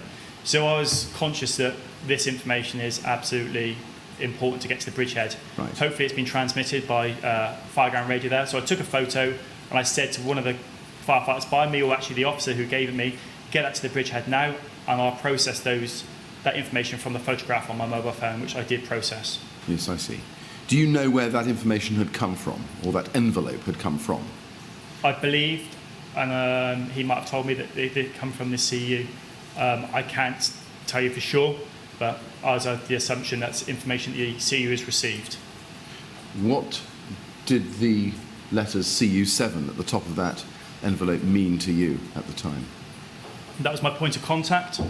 Right. And De Silva, to the right, is Watchman De Silva, and she was at the Bridgehead, and I could communicate with on Channel 3.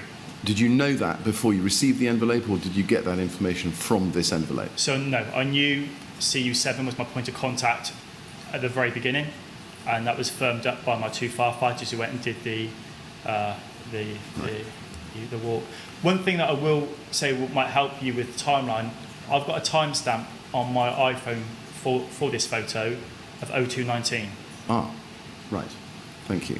And is that timestamp something you're able to create into a document and hand to the inquiry? I have printed that out for you, sir, yes. Very good. If you could give that to us, that would be good. So 0219. I apologise, I did send this in as evidence, but later on I thought that might be a benefit. That's very helpful. No, thank you very much. Before you received this envelope, did you start writing fire survival guidance calls down on the white slips of control information form? So my memory tells me that I didn't. I thought I was given this piece of information at the car bonnet by the officer from the CU. Okay. However, looking at the evidence, there is time that I used my phone. I put my phone on the car bonnet as a reference to my iPhone. I kept having to press it to light it up to tell me the time. Right. So I referenced the time from my iPhone and the screenshot from this. They're both the same time. So I have done FSG forms prior to receiving this. You think you have? The evidence would suggest so, yes. Okay, well, we'll explore that just a little bit in a moment. Focusing on this document on the screen, underneath CU7 and De Silva, it says Brett Loft IC. Did that mean anything to you when you received it?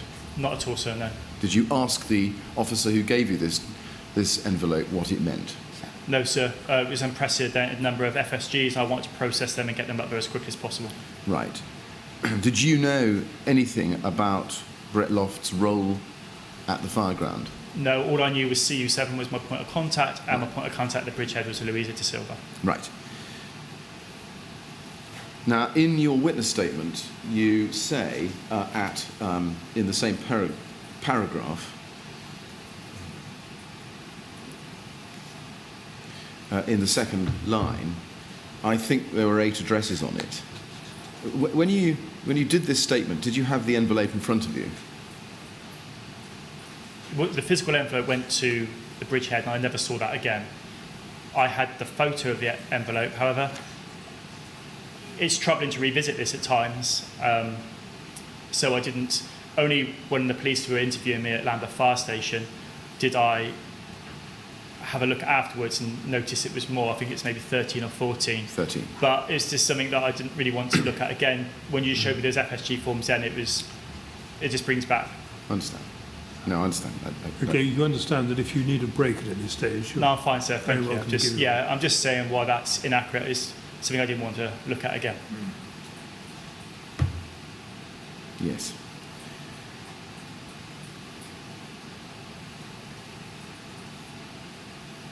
Now, can I show you, well, can I just ask you, just to confirm, the envelope that we've got, and I'm sorry, I do have to put it up on the screen. It's fine, sir.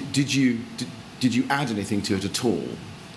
The brown envelope? But yes, before you sent it to the Bridgehead. Not at all, sir. I took a photo. It was maybe in my possession for 10 seconds. I took that photo and I wanted it gone.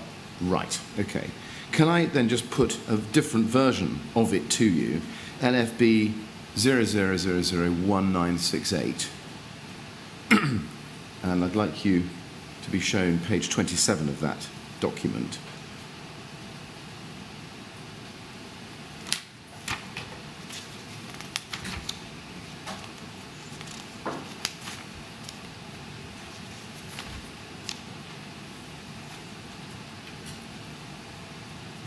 This is a photocopy, I think, of the envelope, which you've seen, and it has 18.6 at the bottom. Do you remember whether the version you sent to the Bridgehead had those numbers on it? No, I think the copy we had up just previous has a shadow of my iPhone over it, but I believe there's nothing beneath that shadow. I think 152 18th pregnant is the last piece of information that was on the envelope when I had it in my possession. And again, the blue right in the top left corner, that wasn't on there either. Well, I was going to ask you about that. You say it's blue, I think just about blue. That wasn't there either. Okay. Actually, no. No. Okay. Now, you got a runner. Well, let me just ask you, how did you send the note, the envelope, to the Bridgehead? Good question. I believe there was, I would have had runners by then because, as the information shows, I was sending FSGs at that time. So I would have had runners. Right. I can't remember if the officer had that bit of information, I made him do it, or I got one of the runners to take that up. But like I say, it was with me. I took that photo and I wanted it up there straight away. Okay. And did your runner relay back to you what he or she had done with the envelope? No, they just said to me, it is gone up there. Okay. When you were handed the envelope, you say in your statement, in the third line in the same paragraph, they were so overwhelmed at this stage that information was being written on scraps of paper, so some sort of structure was needed. Who told you that? Where are we, sir, sorry? It's the third. I'm sorry, I'm rushing you too fine. much. If you go to the third line of this paragraph we have on the screen, you say they were so overwhelmed at this stage that information was being written on scraps of paper, so some sort of structure was needed.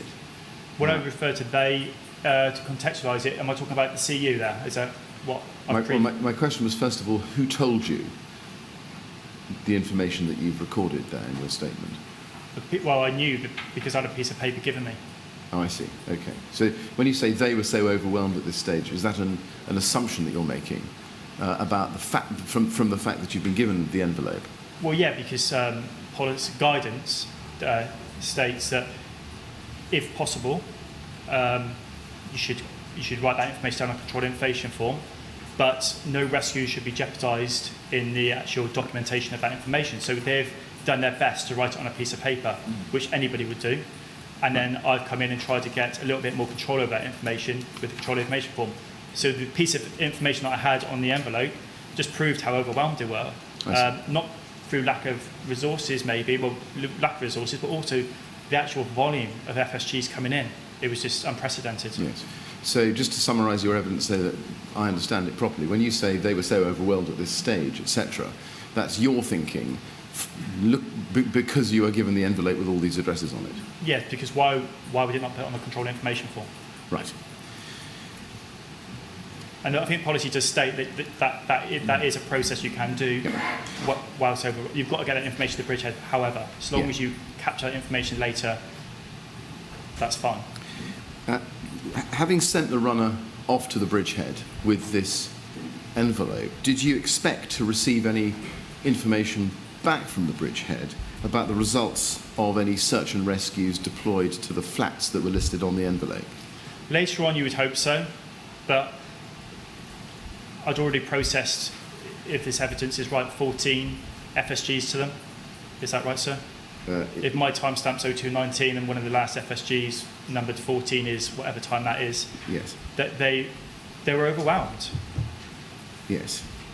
Were you asked by anybody to keep tabs on what was happening within the tower on search and rescue into each of these addresses? No, but as an officer, myself and Charlie were conscious that we wanted to try and create that flow of information. And when Charlie went in once, Charlie Batterby, crew manager Batterby, went in once with some FSG information, he did come back to me and say there's a lot of information being put up on the wall. And I was conscious I wanted the CU to be aware of this. And I tasked Charlie to let the CU know of this information. I left it at that. Charlie's a capable officer, and that was carried out. And it's for the CU to capture that information however they want. Every single post and position within this chain of FSG was overwhelmed. Yes, okay. You mentioned a moment ago, I think, that the information was being put up on the wall. Did Charlie Batterby tell you that that was what was happening? He said in the lobby that it had been put on the wall. So originally it was going up to the bridgehead, these forms. And when Charlie told me of this, I was like, we're starting to get some layers of control within this now, or the situation deteriorating at the bridgehead. I didn't have time, I was still processing FSGs, I didn't have time to interrogate that, but my assumption was either the bridgehead is deteriorating and they're having to relocate to the ground floor, or they've put a search coordinator into this phase of rescues. Did there come a time when you learnt that whoever was running your forms into the building was giving those forms to somebody standing in the lobby who was writing that information on the wall? I do remember some firefighters come back to me and I kept saying, they get to the bridge, are you giving them to a white helmet? Because the fire brigade is so big, I know Louisa and I know some various people, but within Lambeth I know the local station Soho and such like, but North Cairn I don't really know those officers and those firefighters, so I couldn't ask specifically who they're giving them to, but so I was like, are you giving these forms to a white helmet or an officer? Right. And so I knew that there'd be some ownership there, because a firefighter would be competent to take it, but they might have other tasks that they might see more pressing, they might understand. So I just want to make sure that a white helmet who had a functional role up there was getting this information. So yeah, when it started saying it was going into the lobby, it was still going to a white helmet. It didn't trouble me too much because I made the assumption that they were getting some kind of control on these searches. Right. Okay. So at what point, after you'd started writing out the control information forms and then sending the white copies into the building, did you learn that somebody was recording that information on a wall in the lobby, a white helmet, as you said? That was when I was over by the bins. Okay, right. Poor analogy, I know, but that's maybe half an hour. I think, sir, me sending 14 control information forms up to the bridgehead, and Louisa might be able to shed more light on this, they would have been overwhelmed then. And they would have had to start a process to kind of have a search coordinator put in place. And I think that's when that was implemented. That's just my assumption. Do you recall being shown a photograph of a whiteboard that was being used in CU7 showing what was happening with fire survival guidance calls? During the incident, I don't. I know they came by to speak to me. I don't know if I saw that, but I did see it later on when I was tasked to go around some of the triage areas and find out if anybody had been left the building that had FSG, so we could cross-reference that, which is later mentioned in my evidence. Right. I did see that whiteboard then when I spoke to CU7. Okay. Now, can we then go back, having looked at the envelope, and I'm afraid I'm going to have to show you the envelope and some of these You're fine, sir. pieces of paper. If you need a break at any time, just say, and we can stop for a few minutes. Thank you. Okay, because I know that it brings things back. Can I ask you to look at the envelope first of all, and just capture in your head the first address, flat 205. Now I'd like you to be shown, please, page 33 of LFB 1922.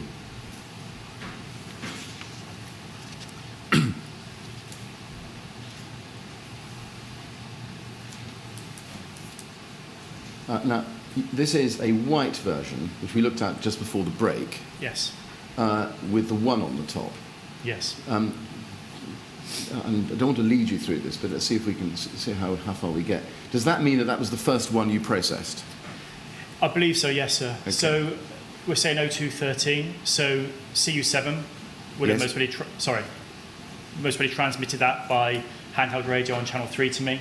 Right. Then they might have had that information, and then that physical envelope, brown envelope's come to me at 0219 if my timestamp is Yes. correct on my iPhone. If we... Did you take a... Let me just ask you, looking back at the envelope, we've seen that it's the first one on the list. Did you adopt a systematic approach going down the list and I would completing have. the forms? Yeah, I would have, sir, yes. You do. Right. So this is the first one, 213. Does that mean that you didn't start processing fire survival guidance on the car bonnet before 0213? If this number sequencing is what I remember, that was one of the first. That's because when did I book status 3? So I booked status 3. Well, we don't quite know. That's the... But I think it was done by GPS. There it is in the evidence. I think it was maybe 0153. Correct me if I'm wrong. I believe that has been done Hotel 221 and Hotel 222 by GPS. And I think it's 0153. If you go into the Right. documents that the fire brigade did, the timeline the fire brigade did up to 0200 hours. Oh, okay, right. And you think which time? Maybe 0146, sir, maybe. My memory is not the great. Okay, well, someone behind me can find that. Well, And it say it's documented by GPS. yes, and we looked at that before at the very start of your evidence, and on the basis of your status 2, and you're telling us it took 10 to 15 minutes, we worked it out that it was about 1:50 that you arrived.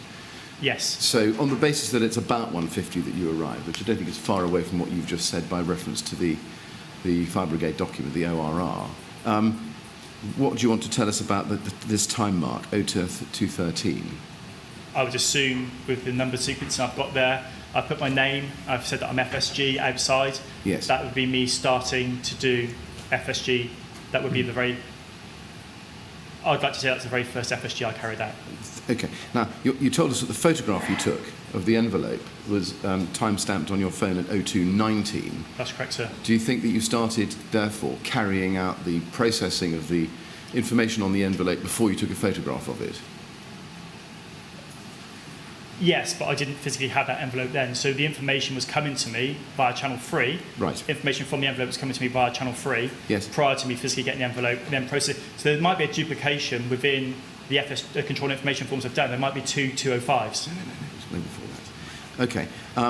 Now, so the white piece of paper at page 33 you think came by radio, and then you were handed the envelope and you started working with the envelope? The only evidence, the way I remembered it, I was given that at the beginning. Right. This timestamp is what confuses me. I follow. Okay. Can I just ask you then about page 33? We could see the writing, 205, 12th floor, number of persons within location not known, and then there's something, condition within premises, something written there, something through window, which has been deleted and fire at the door. Do you remember on that first control information form whether you took down information and then revised it before sending it to Louisa at the Bridgehead? No, unless Charlie or Billy wrote that information, but I took ownership of these documents and I pulled them off and put them in the hands of the runners. Right. So it's the very first one. I'd like to say, is there a duplicate copy of that? Yes, and that will answer our question. Let me help you with that. That's page 34, which is the yellow version of this. And I just want to explore the differences. So just help me through this. You've seen perhaps we can have both up on the same page on the screen. Take the envelope away, please, Mr. Documents Director, and let's have pages 33 and 34 of LFB 1922. There. So, can you explain the differences, first of all, within the white piece of paper itself, where you've got flames through window, and then someone's written fire at the door. And my question was, do you think that went to the Bridgehead with that amendment on it? Definitely, because the carbon copy has to be written where I am. Yes. And then sorry, sir. So then looking at the carbon copy itself says 205 12th floor, not known, as the white original does. But then if you look at condition within premises, you've got flames through window, which is the copy of what's on the white, it looks like. And there's been an amendment both to the yellow and to the white. Can you explain that? So flames through window on yellow copy will be written on the white copy in my possession. Yes. So that's gone up to the Bridgehead. Fire at the door and fire at the door has been written later on. So fire at the door on the white has been written at the Bridgehead. Fire at the door on the yellow has been written at the CU. Right. At the CU, not by you. No. I would have the blue and the green copy. Right. So those two, white and yellow, white to Bridgehead, yellow to CU, I only have the blue copy and the green copy with me at the car bonnet or at the bins where I was. So that information, a lot of information come through from CU7 on channel 3, and I would have radioed that up to Louisa, and they would have maybe updated that information. Then I would have endeavoured to get a blue copy or green copy up to them. That might not have happened because of the actual operational commitments reference the rest of the FSGs. Right. You know, if I've transmitted that by radio and they've received it, I'll take that as acceptable that they've got that. Yes. Braces, I'll send another form up. Okay. So just taking this in stages, and see if I can summarise your evidence accurately. Sure. Does this mean that what you sent to the Bridgehead for this first FSG was the version that said flames through window, which we can see on both the white and the yellow copies? The white went to the Bridgehead, the yellow goes back to CU7, or the CU, and then there is an amendment, fire at the door, fire to door, which both the Bridgehead and CU7 make. Correct. Does that show that there was direct communication from the CU to the Bridgehead? No, they communicated to me the whole time because I was capturing this information. So I would have radioed Louisa, and this is what I alluded to earlier in my conversation with you, that I did have an update, and this might be one of, if only the updates I received. Maybe I think, because this is number one, we had time for that. As it evolved, it was one-way traffic. Okay. Does that make sense, sir? Yes. So I can see on the yellow copy now that flames through window is my writing. I can't see it on the white because it's been scribbled out, but that is my writing. Right, okay. So the sequence of events would be that the amendment to this would come by radio from the CU to you. Yes, so control will contact our controller on the call to the caller. They would contact CU. They get information. They contact me. Yes. I'd update that information on my forms if I've got time, or I'd make sure that the Bridgehead gets that information, which they have. Right. And so, can you help with who wrote fire at the door on the white version? No, that would be someone at the Bridgehead. On the basis of information given to them by you? Yes. By radio? By channel 3. Channel 3 on a handheld radio, so Okay. yes. So at this, does that tell us that at this early stage there was no difficulty with radio communications from the CU to you and from you to the Bridgehead? That's correct, yeah. Okay. Can I just then pursue flat 205 a little bit? If you go to page 35, you can see a yellow control information form which says flat 205, floor 23, and no other information on it. And if you turn to page 36, it has the same in blue. This is the blue version, flat 205, floor 23, but someone's added additional information, 2-person left the building. First of all, why was a second yellow and therefore blue control information form done for flat 205? So this might firm up our hypothesis on what happened. I got transmitted by channel 3, FSG in flat 205, yes, which we've alluded to, and then I've been given this envelope with flat 205 at the very top. So I can't remember what I've already transmitted. Well, I've got the information there on the blue and the green, but I'm so overwhelmed, I'm just processing every bit of information I get. Later on, Billy kind of got a bit of control over this, where I said we got it to stop duplication, so we put it into sequences of flat 1 to 10, 10 to 20, and 20 and above. Right. So we could see if there's any duplications, because we get a lot of people, family members and loved ones coming up, giving us information over the phone, which I speak about later on in my statement. And we want to update that information if possible. We do want to create more FSGs and waste resources going to the same flat with 2 crews when that other crew could be deployed to try and rescue someone else. Okay. So this flat 205, floor 23, I don't know where the floor 23 comes from though, because that floor 23 wasn't written on the envelope, was it? No, it wasn't, and that's what I was going to draw to your attention, because on pages 33 and 34, the first pair, the white and the yellow we looked at, it said floor 12. Do you remember? I drew your attention to that. Let's go that again, sorry, sir? Let's go back to that then. It's page 33 and 34 of LFB 1922. We'll just go back to that.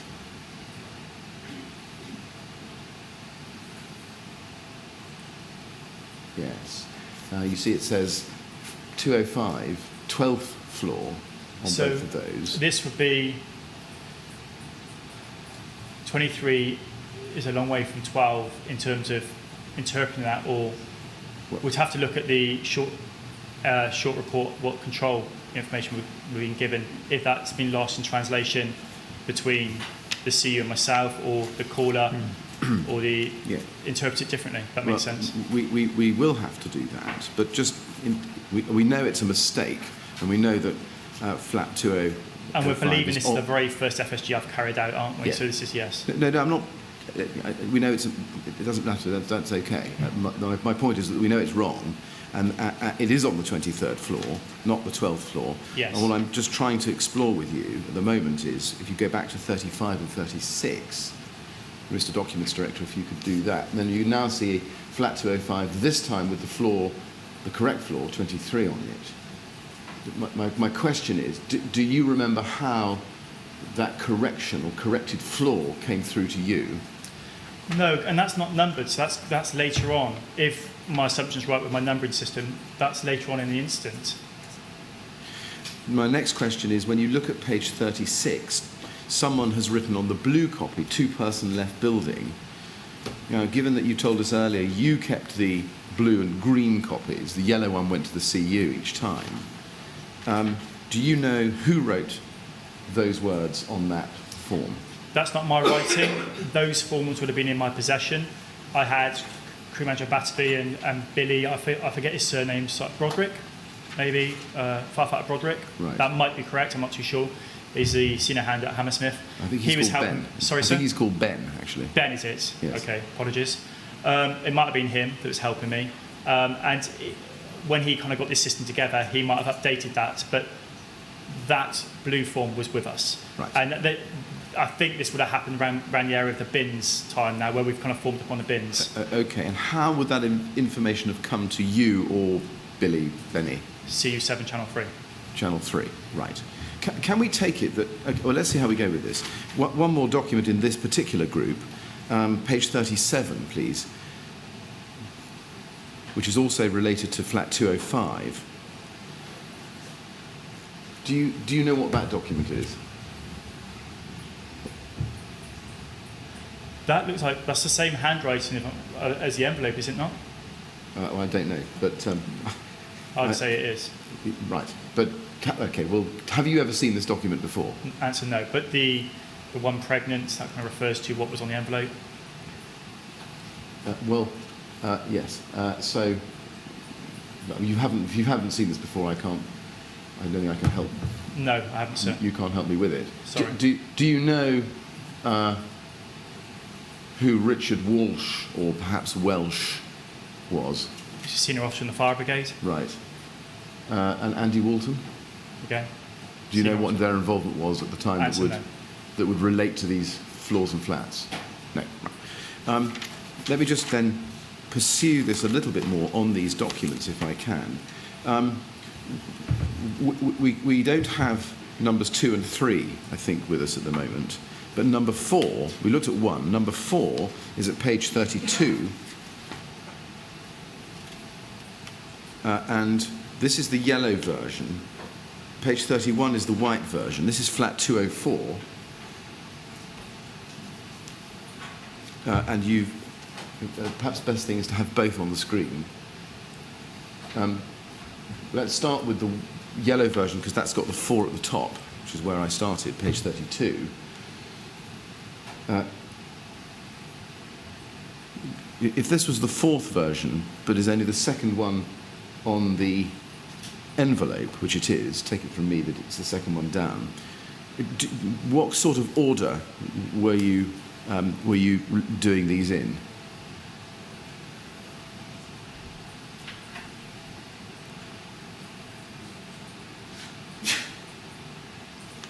So obviously the white copy there's information's come from Watchman de Silvo. So I've had that information maybe come back from Louisa, and I've captured it on that form.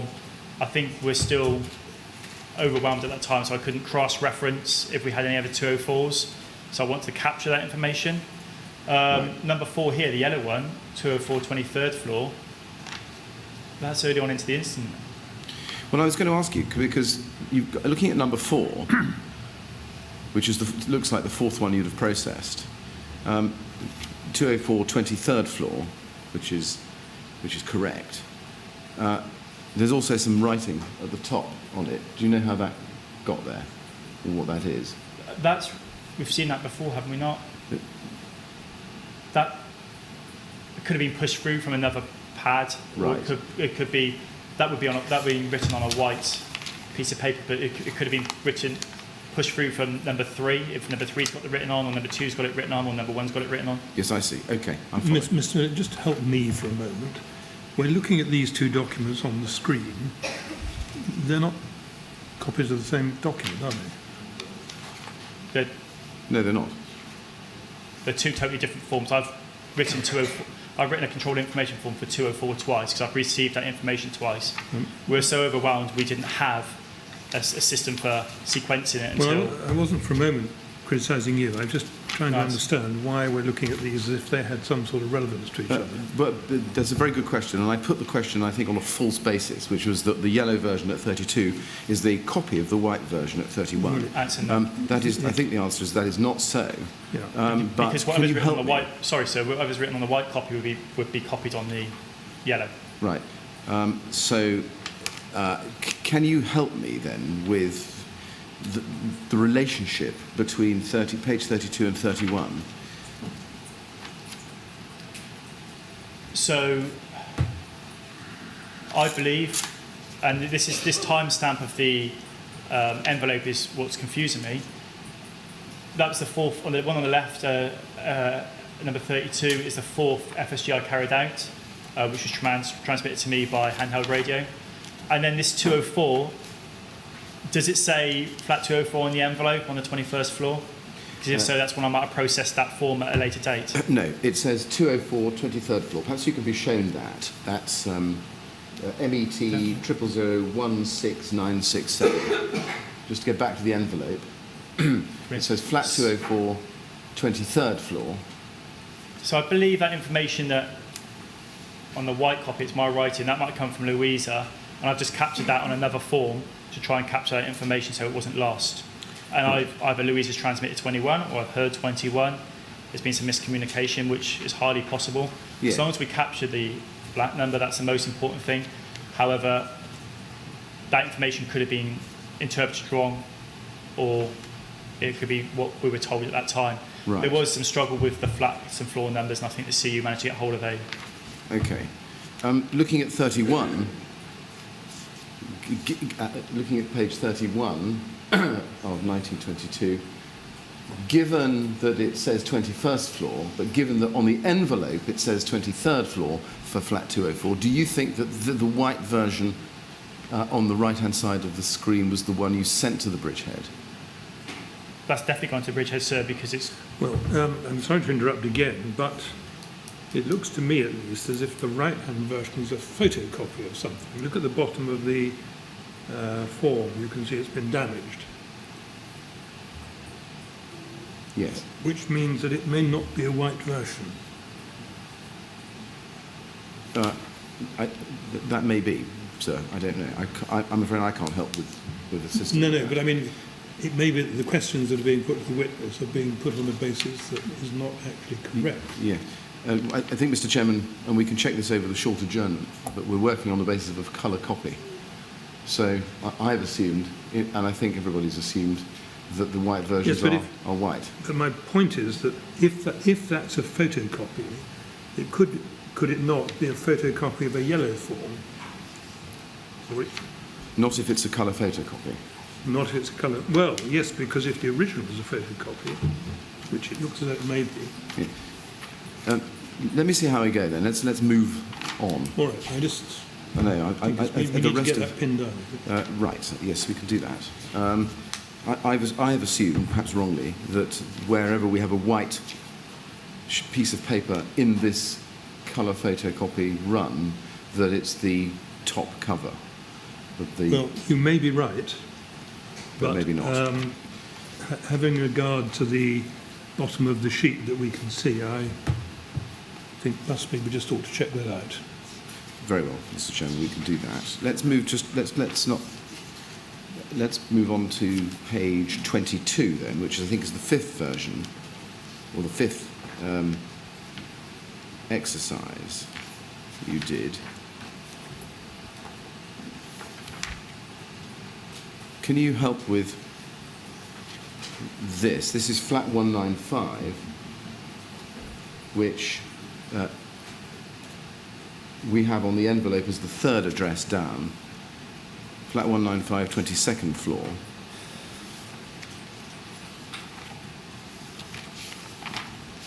Now, we don't, I think, have the white version of this. You see that information, my name and Hotel 22 is now on the fifth document, so I think that's been pushed through from the document above. It's the fifth version, or fifth exercise you did, but it appears third in the list on the envelope. What does that tell us about the order in which you were going about filling in these control information forms? I think I would have carried these. I think this form, I don't know if this is the form that Charlie or someone was trying to help me complete the forms. That might actually be the case now. So we're going methodically through this, and maybe that's when the sequencing fell apart. It's just this timestamp of 0219 on my phone really messes up how I envisaged it in my head. I envisaged in my head that I got this brown envelope very early on into the instance and started processing it. Yeah. It's just that timestamp that really questions out in my head.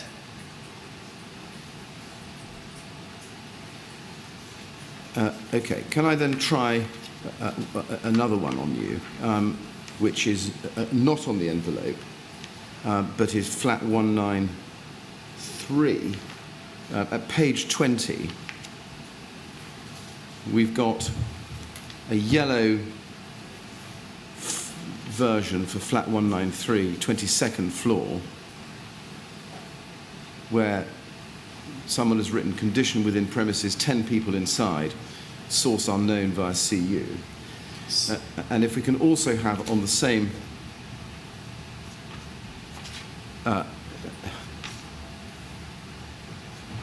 screen, page 21, I'm so sorry, page 22.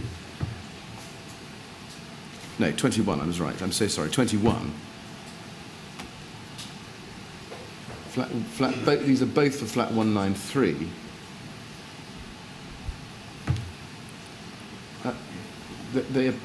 Can you help us with the differences that we can see between these two yellow forms? It's a shame I've not put the time on this, but that's how overwhelmed I was, because that would help shed a lot of light.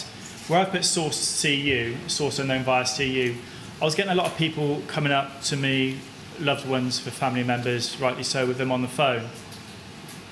And I wanted to capture that information, and I had a controlled information form, or an FSG by nature is where someone's on the phone to control, receiving fire survival guidance. And we put it on this form. I wanted to have a way of capturing that information where it didn't get lost, yet we're aware it's not come from control, it's come from the fire ground. I think this is where I've written source unknown via the CU. I think this would have been someone coming up to the CU, knocking on the door. And now where it's been updated again to 11 persons from 10, they might have come back again and updated that. Again, we're so overwhelmed with how many we're getting. I'm literally just capturing that on a new control information form because we haven't got together with the amount of paperwork we've got. Would there be white versions for each of these? Yeah, 100% yes. So would that mean that the Bridgehead was getting two different white versions of the same, for the same flat at different times? In an ideal situation, they would have got the blue version and the green version, but we're so overwhelmed that we couldn't get any control over the amount of paperwork we've got at that time. Right.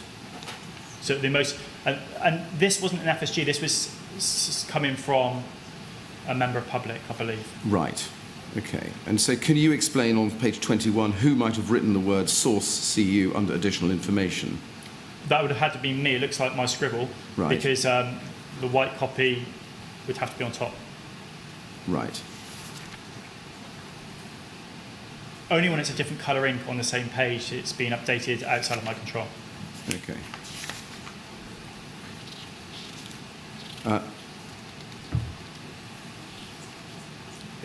Okay, similarly, again, see how far we get with this. If you go to pages 12 and 13 of the same bundle of documents, this is for flat 183, which also does not appear on the envelope. We've got the yellow version on the left and the blue version on the right. We also have a white version for 183, and I'm afraid I can't put all three onto the screen. And again, Mr. Chairman may be right about this, but it seems to be a photocopy. But let's look at the yellow and the blue first of all, because we know that you at least kept the blue. The yellow goes to the CU. Can you explain, and they look identical, because the blue and the yellow look as if they've come from the same pressing on the white. But can you explain the addition under additional information of 6 adults, 1 pregnant there? So we would have got an update via CU7 on channel 3. Okay. So originally got this, flat 183 21st.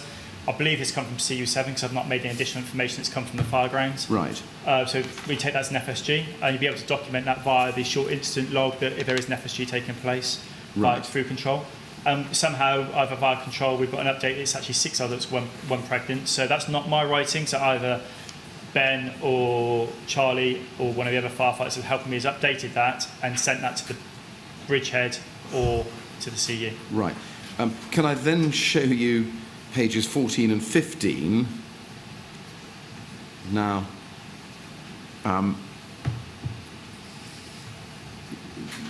these are also for flat 183. Can you help us with this? The white version, as we can see, 183 and 23rd floor, which is in bolder type because it looks like it's been corrected, look to the untutored eye as if the yellow is a copy from the white cover, and they're identical. Premise number, floor, number of persons, condition within premises, and then you've got some details under additional information down to number 22,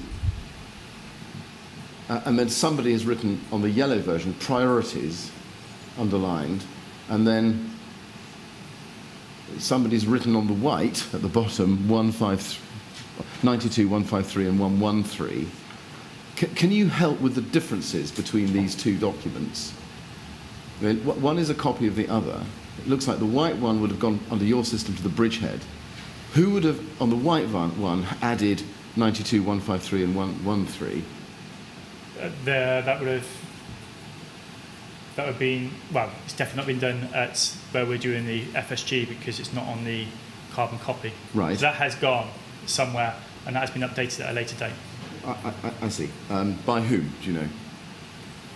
If I'd updated it, it'd be pressed onto the yellow copy. Okay. So that's gone inside the tower. Right. Someone inside the tower. And who wrote, do you know, who would have written priorities in capitals on the yellow version? That's a different colour to the carbon copy, so Yes. that's been added at a later date. Right. Added at a later. That yellow copy has gone to CU7. Okay. And finally, on this flat, So do we have...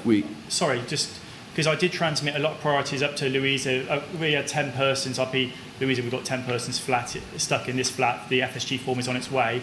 So they might have documented that information somewhere. So they might have updated it on these.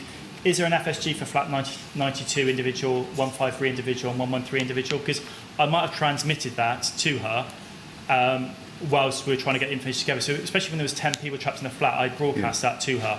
So she might have written that down, or someone with her might have written that down. Does that make sense? So it wasn't just a physical form. I would actually transmit on Channel 3 that we've got 10 persons, the form's on its way. But with the people jumping and the debris falling, it was at times a minute or so to get into the tower. Yeah, I follow. I see. So maybe this is an example, I don't know, but if you turn to page 10, we're still on flat 183. Perhaps you can help with this.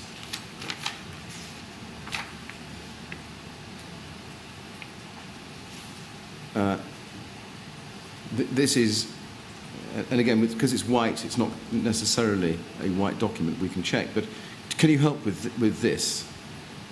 This is again about 183 on the 21st, trapped in different writing, and then some additional information underneath it. That looks very clean as well for it to have gone to the Bridgehead. 183 21st. I think I've written that. Trapped, 3 adults. Is that your writing? My writing changes quite a lot, sir, but and I was pretty... All right. Yeah. Yes, I'd say that is my writing. I've not put the title. Yes, I would say that is my writing, sir. Okay. And would you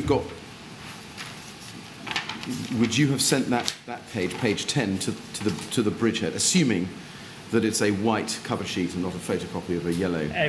Every single piece of paper that was white went to that Bridgehead, right, because I tore it off. We had quite a methodical system, which worked really well. There was times where I had limited runners, so there would be a delay of maybe 2 minutes where it went back to the CU, which was halfway down Grenfell Road. It's right, about a good 30-second run away. But everything went straight away, and there was never really a time where there was nobody to run a white form into the tower. Okay. I don't think we've got a yellow version of that white control sheet. But just going back to, just comparing that with the earlier 183 we've got at page 14, do you think that the version at page 14 was a later version or an earlier version, do you know, than the one at page 10 for flat 183? So 14 being on the right, you're asking if 14 is a later version or an earlier version? Yeah, is 14 a later version or an earlier version? I'd like to answer that question. I can't. No, okay. I've got no reference on there. All right. Let me see if I can just try something slightly different. Flat 183 is not actually on the 23rd floor. It is on the 21st floor. Does that help you explain the sequence of events in terms of generation of this? So maybe that the one on the right has got more information on it. So I'd say that might be the later one. It looks like it has been amended. Yeah. Looks like it's been amended. Wrongly. This is the white copy, right? So this, I know that could have been me. That could have been me amending it. Have you got the yellow copy of the evidence 14? No. The yellow copy. Yes, so page 15. If you could just check that and see if it says 21 or 23 on there. Sure. Please. we can have page 15 up.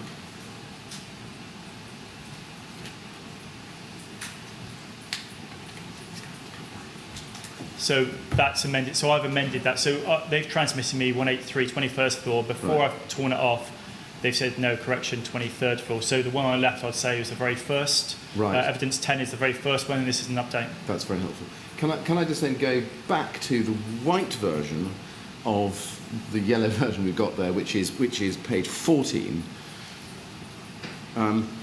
which is all the information, additional information added there, which is about different flats. It's not about 183. It's about one that you can see the list. Is that your? I don't think I did ask you this. Is that your handwriting there under additional Again, my information? handwriting is quite inconsistent, and I was overwhelmed at the time. I wasn't even putting the time, and I know how important that is. Yet the precedent was just get it up there and not get my phone back out. Can we look at the yellow? If it's on the yellow form, sir, that's my handwriting. Yes, some of it is, not all of it. So what is on that form is my handwriting. So let's look at 14 and 15 again.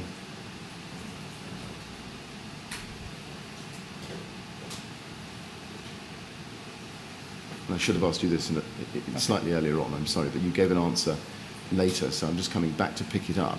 That, on both the yellow and the white, down to 22, you've got 22, 11, 23, 11, 16, 22, do you see? Yes. And the writing there, is that your, just to be very clear, is that your writing, do you think? Yes, it is, sir. Okay. 92 on the white, 921531, that's been added, and priorities on the yellow has been added. So white has been added inside the tower, priorities has been added inside the CU. Okay. And is this an example of what you were telling us about earlier, which is sending FSG information en bloc in one piece of paper to the Bridgehead?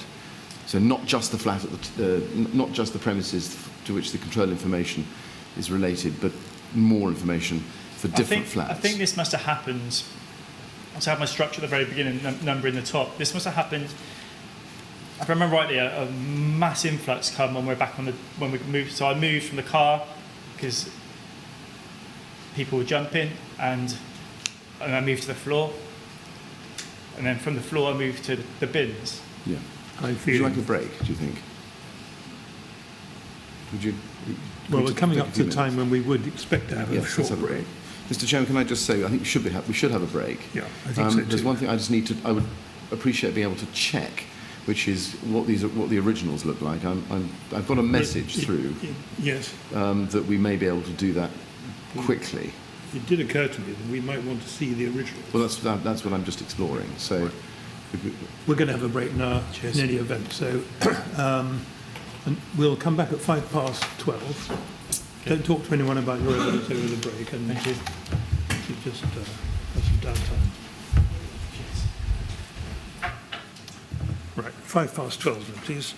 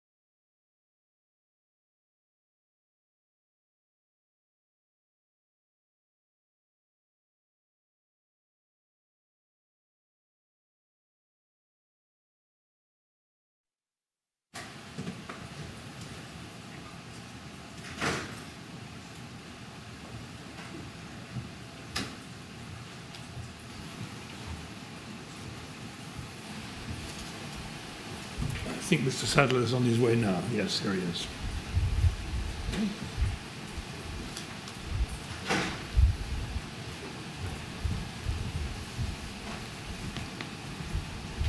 All right, Mr. Sadler? Thank you. Keen? Right. Apologies. Mr. Sadler, No, thank, no, you for not at all. thank you for coming back to us. I've got just one or two more questions on this run of documents, and then we will move away from them. It's fine, sir. Is that okay? Of course it is. Okay. Can I ask you to be shown pages 8 and 9, first of all, of the same sheaf of documents? That's 1922. This relates to flat 182 on the 21st floor.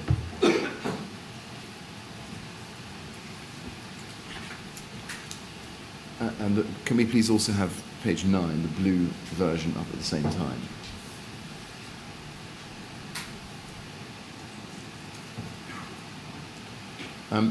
Can you help us with the differences? This is, I should say, this is number 10 that you did,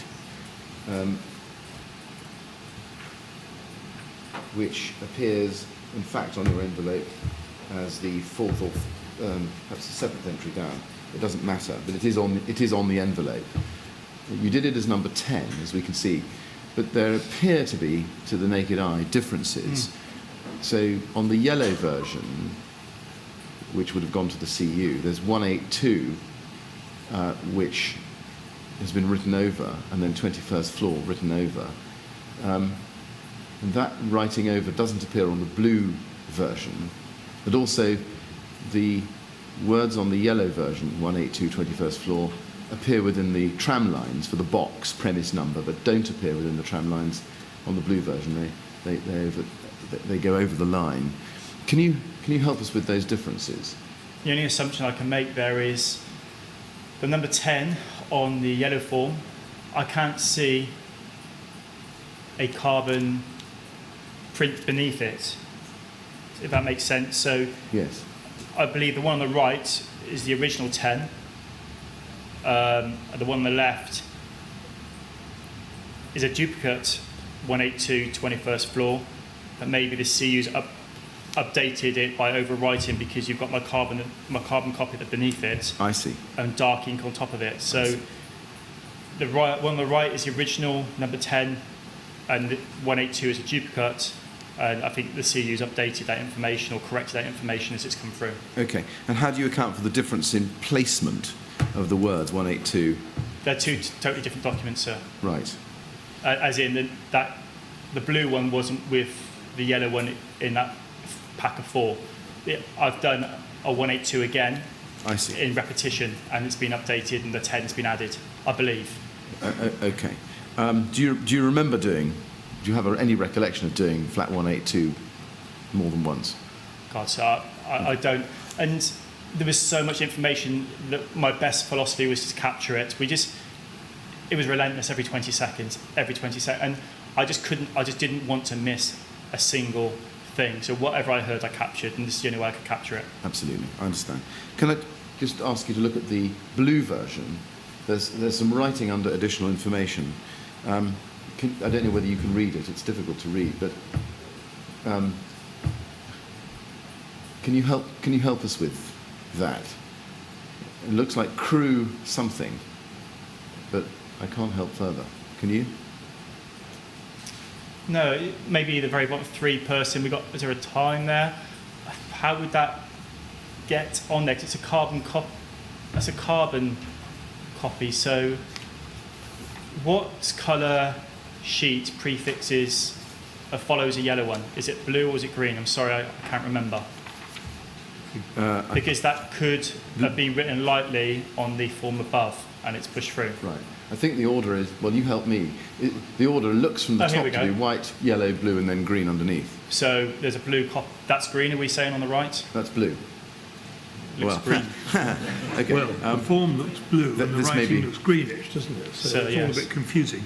It may be, if we need to pursue this, perhaps we should see the original document. Well, I'm told, Mr. Chairman, that the originals have been asked for, but will not be here before I'm hoping to finish with this witness. So we may have to manage that problem. All right. So are we saying the one on the right is a blue form? Well, I've assumed that it's blue by virtue of its colour, but think we disagree. All right, well, I think there's only so far we can pursue that then. Hovering but uneasily between blue and green, isn't it? All right.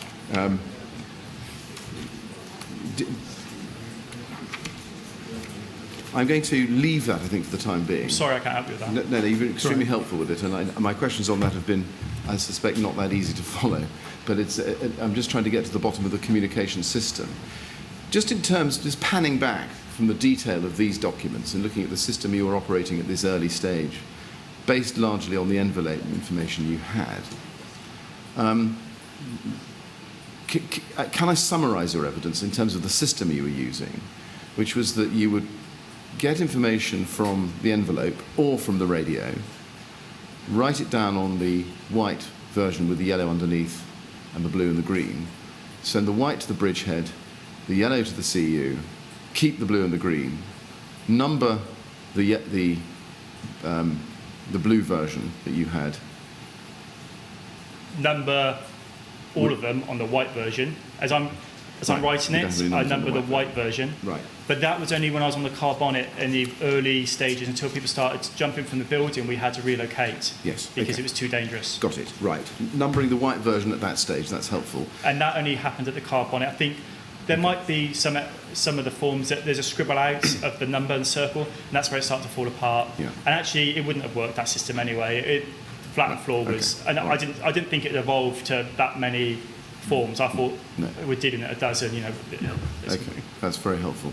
And in terms of any amendments that were made to the versions you retained, the green and blue, or blue and green, you wrote those down based on information you were getting via radio channel 3 from CU7.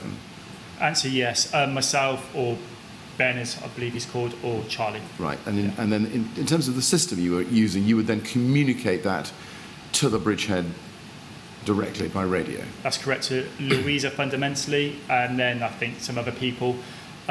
Sometimes it might not have been followed up with a form because a priority FSG might have come in, and I'll process that. Okay. But as long as I knew that that information had gone to the Bridgehead, to Louisa, and she acknowledged it, I was happy that that information could be captured up there. Like I say, until a couple of hours into the incident, we were treading water, we're overwhelmed. Okay, now until that time, were you able to have free contact with Louisa de Silvo at the Bridgehead?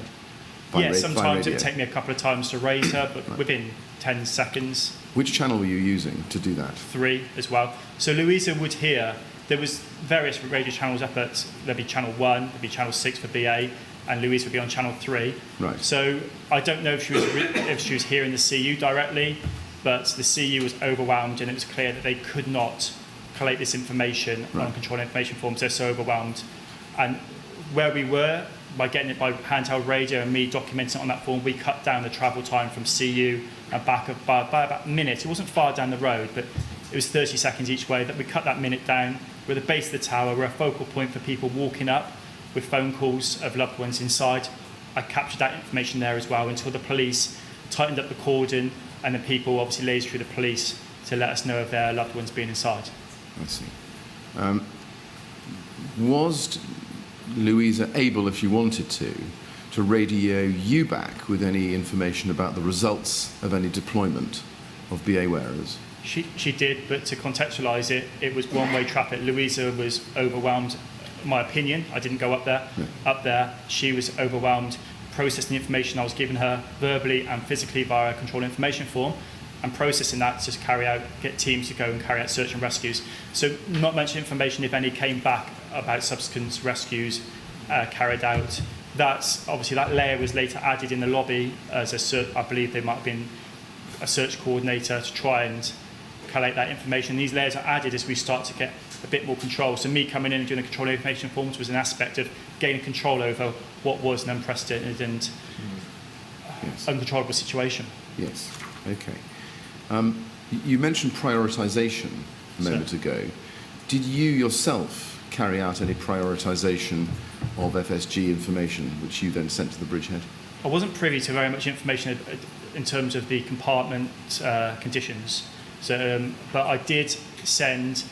I'd always say priority to Louisa on the radio when I had a high volume FSG. So the single FSGs I'll try and write out. If I had 10 people in a compartment or 3 people in a compartment, I'll get that to her straight away, just in case they had any crews nearby.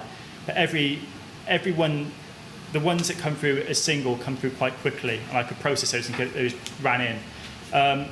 When there was a little bit of a delay, I'd prioritise that, and the ones with the 10 people in and 3 people in, I did send them as a priority to her and said that we have got 10 people in a compartment.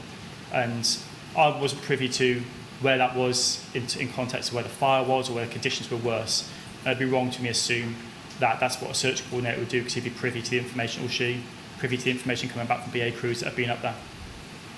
When you were doing your own prioritising, what criteria were you adopting?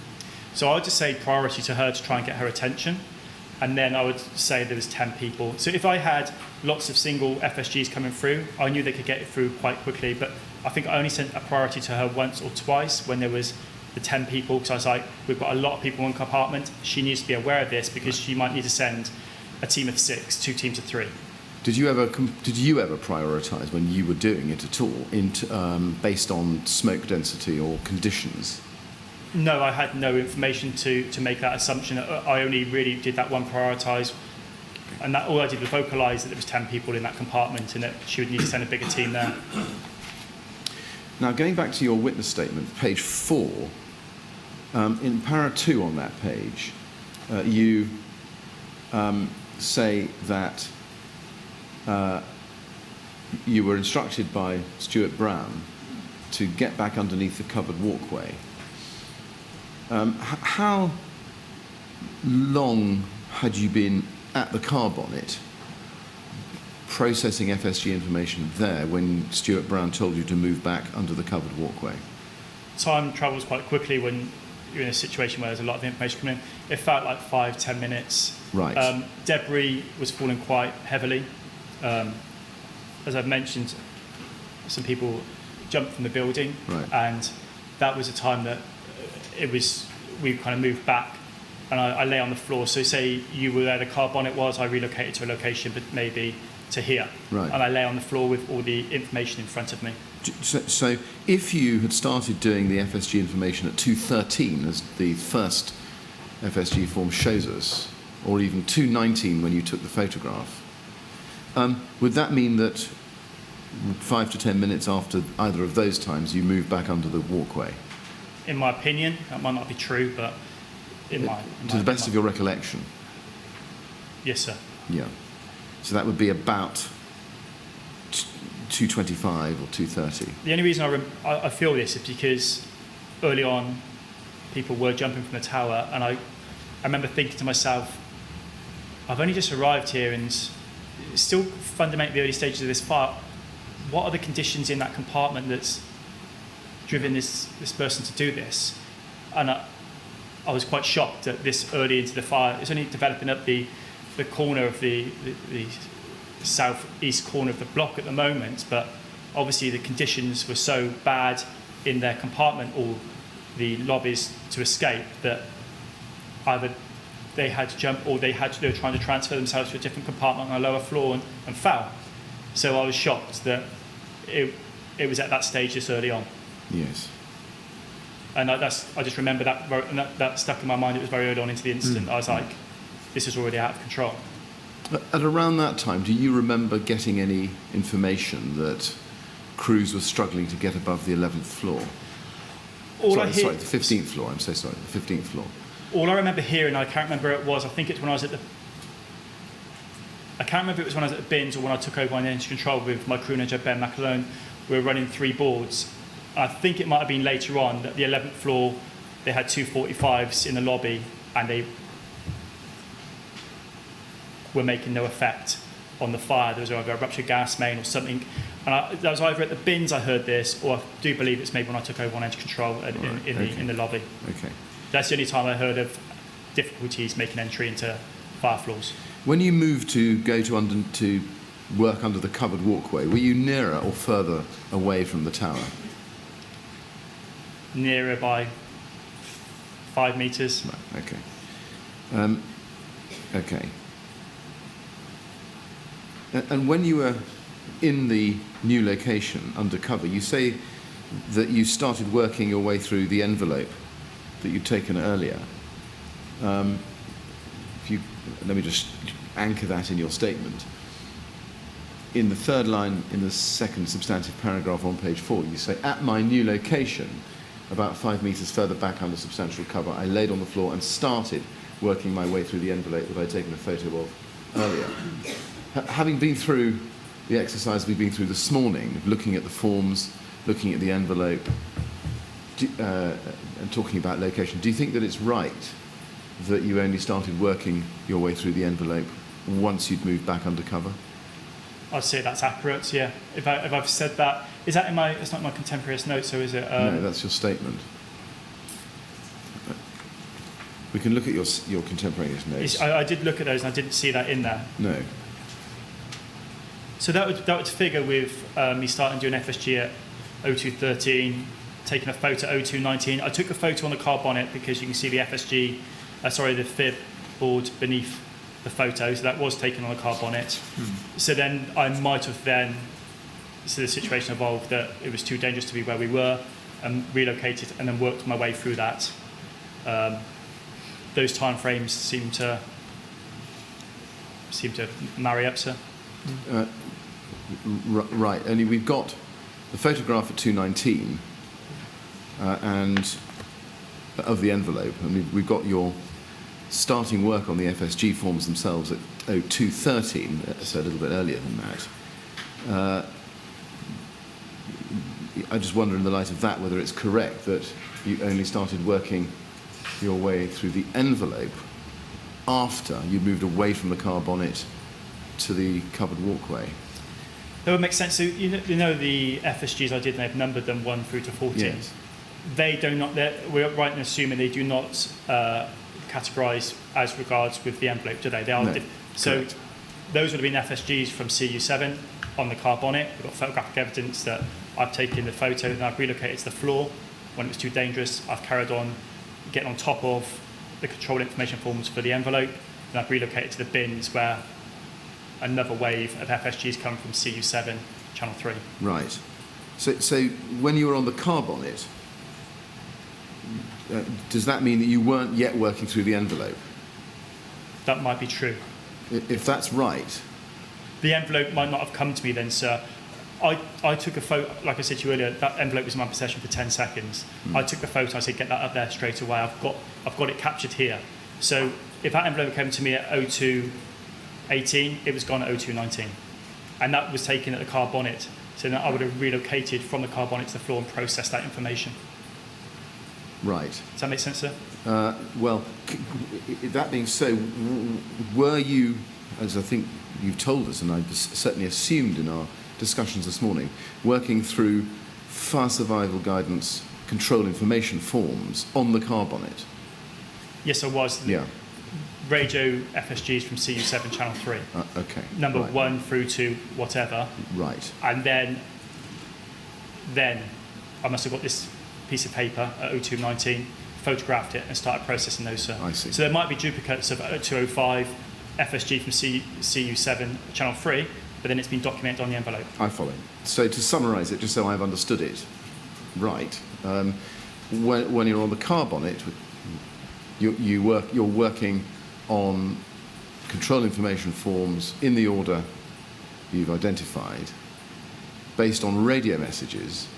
You then get the envelope at 219, it goes straight up to the bridgehead, and then you move under the covered walkway, and then you start working your way through the envelope.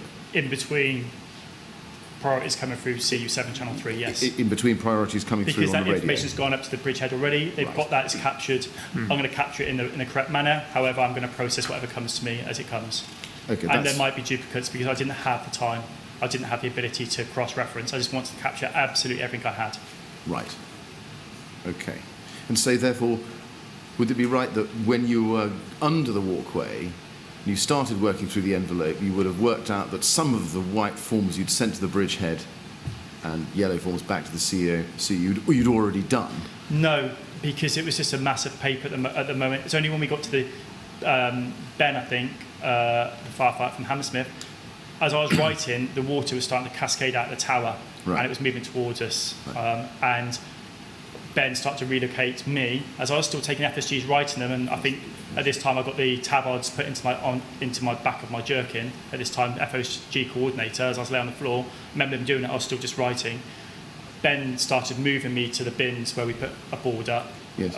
and made a desk there. And when I had a little gap in the FSGs, I relocated to the bins 5 metres to my left. Right.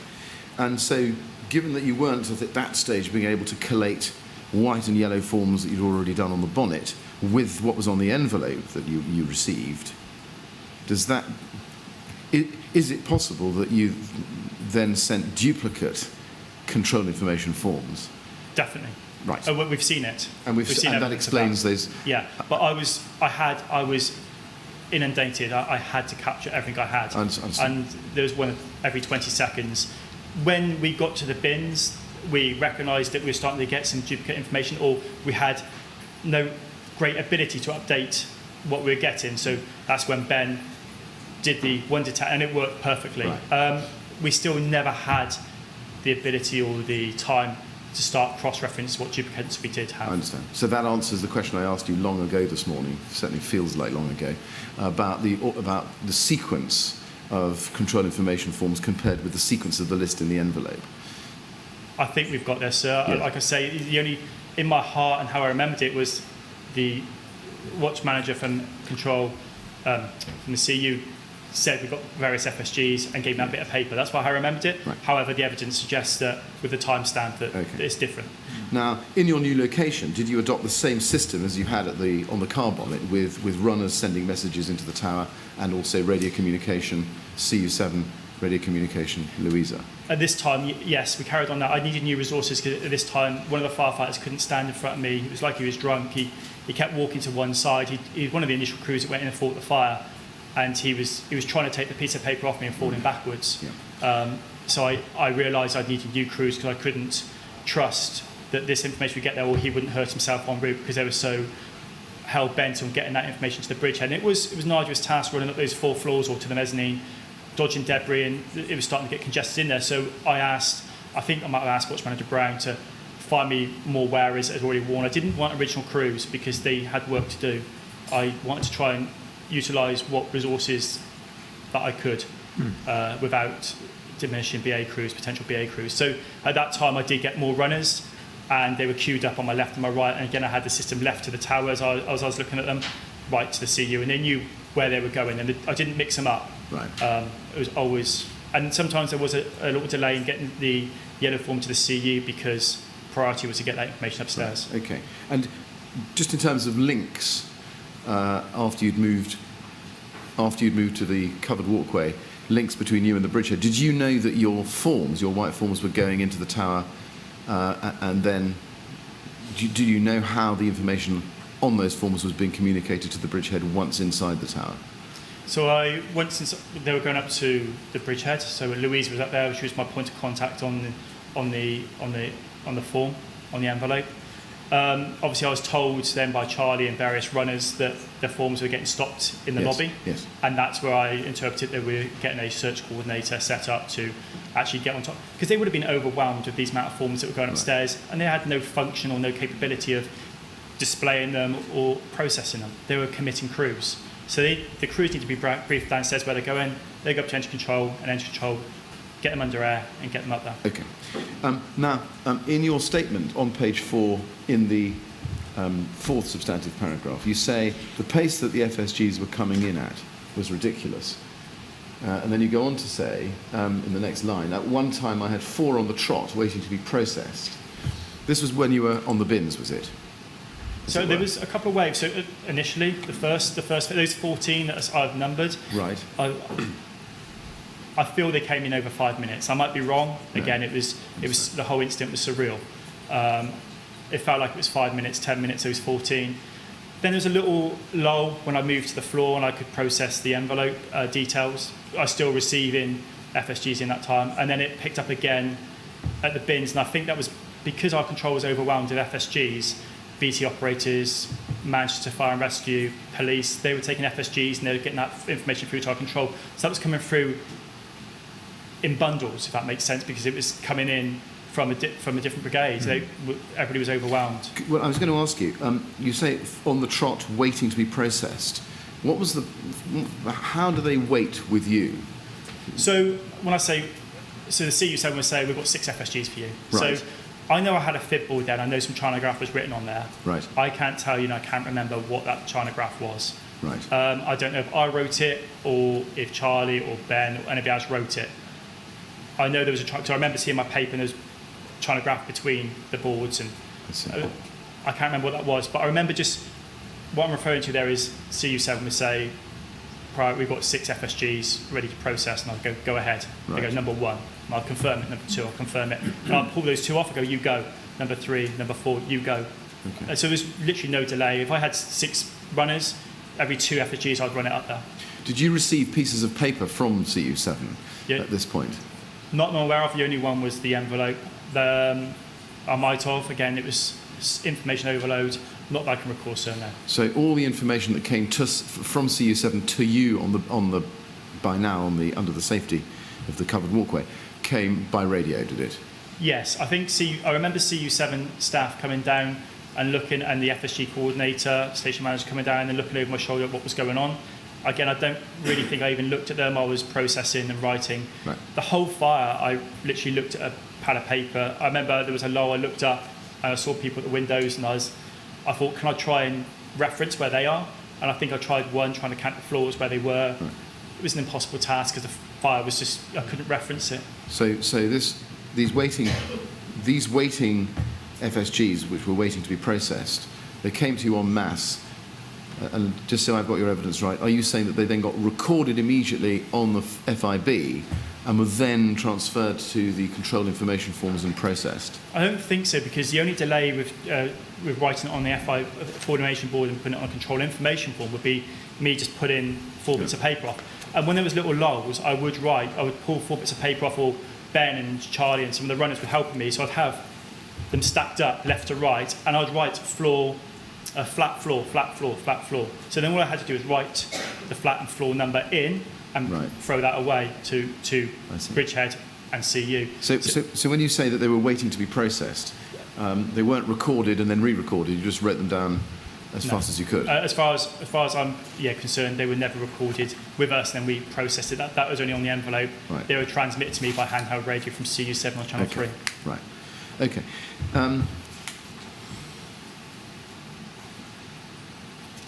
Now, on the top of page 5 of your statement, you say that you had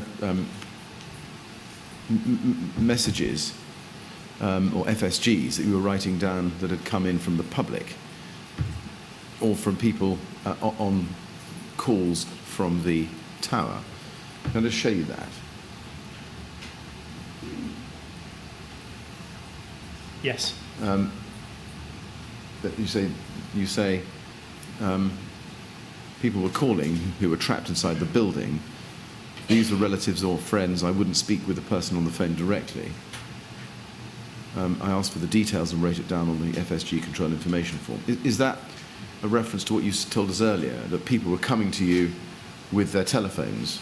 Yeah, people were coming, friends and family were coming up and saying, this is my sister on the phone.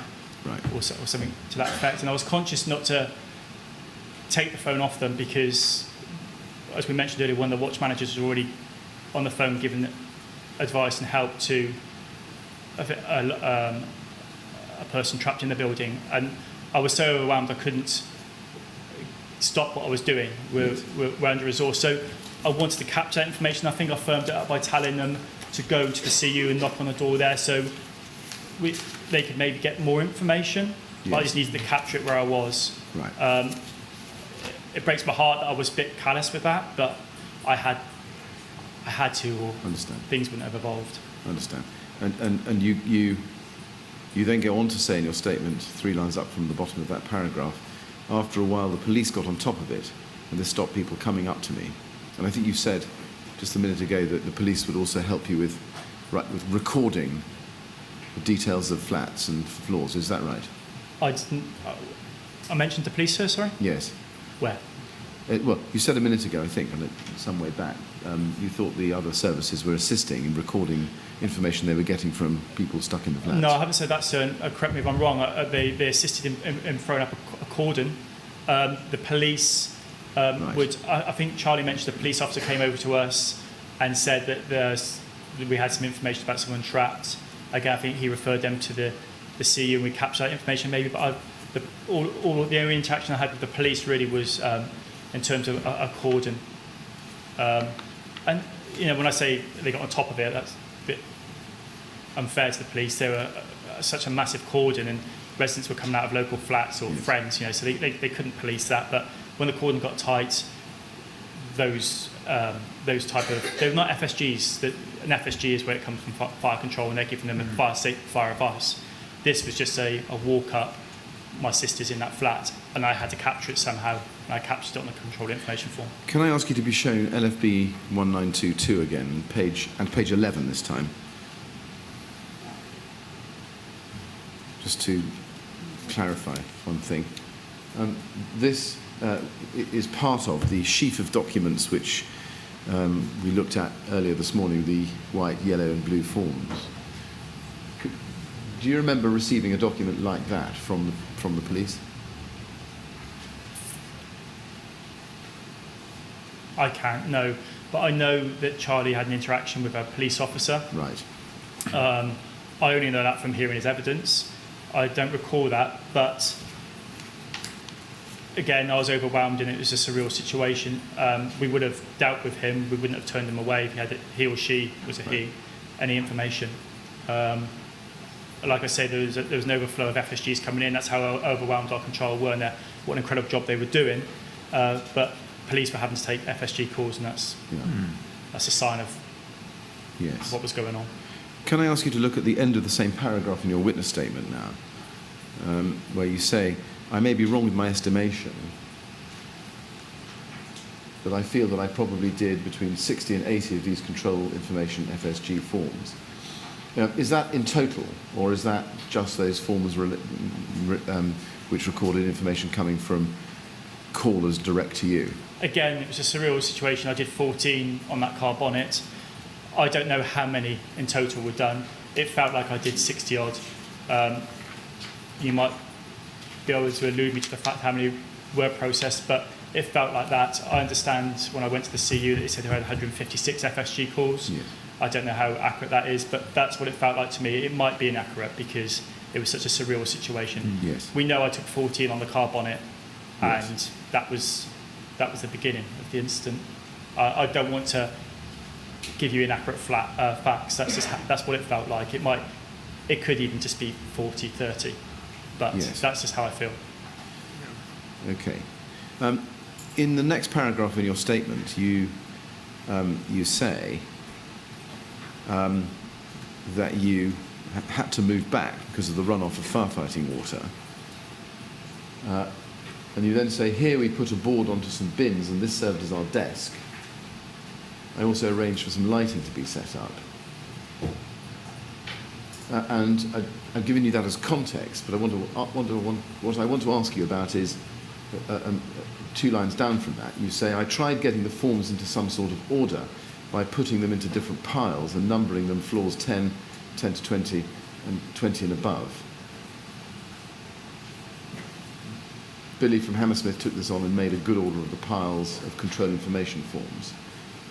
Just pausing there, were those the blue and green copies of control information forms that you'd already processed? That's right. So the whites were gone to the Bridgehead, yellows were gone to CU. These were just the 2 copies I had left, the blue and the green copy. And to me saying that I actually made, I was conscious we had to get some kind of order because we couldn't cross-reference anything. We couldn't cross-reference an update from the CU. We couldn't cross-reference duplicates coming up from members of public. And I think it was a member of public that come to us that we actually, I said, I'm sorry that I forget his name, it must be Ben from Hammersmith. I said, we found it, we go, right, we need to get some structure here. And it's Ben that did that for me because I was still taking FSG calls. I follow. So the need to cross-reference, is this right, was because of updates or duplicates? Yes, and it's just where the incident lent itself to us being able to get on top of Absolutely. what we were I was treading water, and we just got our heads above the water, and we needed to get some kind of semblance, some kind of order. And did that work? Massively, yeah. It was highly effective, more effective than my numbering of 1 to 14, but it worked. It worked really well. And later on, when people come past to get some updates, we would find that information quite quickly for them. Although the information was very limited, we didn't have very much about conditions or such like. Yes. Now, in the same paragraph at the end, you say, I stayed at this location for some 5 or 6 hours, with FSG calls in the first 2 hours being regular. Then as time went on, they diminished. We had some time to form some order of ourselves and the paperwork. What time do you think you were finally relieved of this job? As in FSG or actually Grenfell Tower Fire? You're quite right. And the job I'm referring to is covering FSG forms. Can you remember?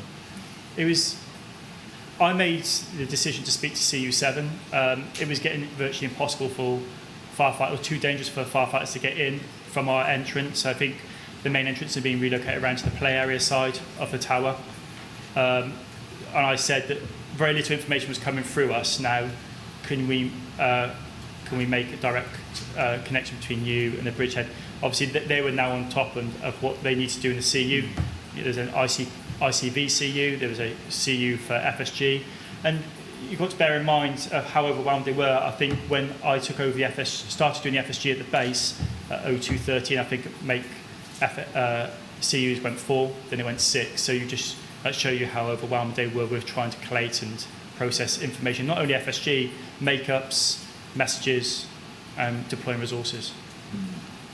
I just want to get an idea of how long you stayed at your location under the walkway doing the FSG It was job. dusk. It was starting to daybreak, I think. Not dusk. It was starting to daybreak because then I spoke to CU and they tasked me with the job of going around the local area to see who had left the building, who had called FSG, yes, and if they were outside safe. So starting to daybreak. I mean, if you'd started this exercise at say 2:15 a.m., do you really think that it's right that you were there for 5 or 6 hours under the walkway doing FSG? The process was working. It's irrelevant if it's right or wrong, but the process was working, and we were capturing what information we could and making sure nothing was being missed. No, it's my question. Sorry, I'm sorry to interrupt. No, my question was simply a timing question. Oh, sorry, sir. I'm just asking you whether you think it's right. It is actually right that you were at this location doing FSG work for 5 or 6 hours, given that you started it at around 2 or 2:15. It could be less than that. It could be 3 or 4 hours, but right. It definitely felt like 5 or 6 hours. Yes, okay. Like I say, it's. Okay. I don't know how I'd reference that. If I could reference that time at all. Are you all right to go on for 5 yes, or 10 sir. minutes? Yeah. Yes, is that okay? Okay, thank you. That's very good of you. Thank you. You say in your statement to page 5, as you've just told us, and this is the 3rd paragraph down, when it eventually started to get really quiet, I left Billy and crew manager Batterby there to go and speak to CU7. I told them it was getting harder for my runners to get in and out of the tower because of the falling debris. The radio channel was now quiet. Do you know who you spoke to there in CU7? No, I don't. There was 1 or 2 operators in CU7. Right. I remember seeing the whiteboard with the numbers of people missing, adults and children, the different colours, the charts, and they kind of ran me through where we were, and I was just overwhelmed about how many people we thought were missing at that time. You know, I knew there was dozens of FSGs, but yeah, it was quite overwhelming really what they'd been dealing with on that CU and what they were trying to evidence and process. Okay. Who decided at that point that the link could go from CU7 to the Bridgehead direct? Myself and chatting to the CU operative, I can't remember who it was. It might have been the FSG coordinator, a station manager, I can't remember, but it was someone in control at that. And I just said there's very little radio traffic now. There's very little for me to update in terms of. It was before 8 a.m. because I was doing the entry control board with my crew manager where a rescue was carried out. So it was prior to 8 a.m. Right. Do you remember station manager Dan Egan, or a station manager at the very least, speaking to you when you were either at the car bonnet or under the covered walkway and telling you that everything will now go through the CU? I remember a station manager coming in and tapping me on the shoulder and just saying, this is what we're doing, we're getting the forms up to the tower, and then he left from there. But, okay. Do you remember being told by a station manager that everything could now go through the CU? No. Right. In what, could you elaborate, is that all that would be? Well, let me put the evidence to you that's been given by Station Manager Egan. Sure. He said, and it's for our own reference, it's day 15 at pages 132 to 133. I asked him a question, what did that watch manager do in response to your telling him that everything would now go through the CU? And his answer was, they were really pleased. He gave me all the information that he had in his hands. We made sure nothing was left behind, and they went off. I'm sure they just went off to get sets. Now, does that trigger a recollection? That's correct, sir, but that is very later on in the incident, because I put a set back on my back, because I was, as I've said in my statement, I was motivated to get inside that building because there were still rescues to be carried out. Right. I went round to the play area side of Grenfell Tower, southwest corner, and I was formed up in a queue again to try and get back into the tower to go up to the upper floors, and I was again picked out to carry out a functional role, and myself and my crew manager were to relieve Louisa de Silvo and another watch manager on the entry control boards. Okay. But that was, sorry, so that was 7 a.m, 6:30, right. 7 a.m. Okay. At the stage that you were relieved of your role as FSG administrator, did you hand all the information that you had in your hands to anybody?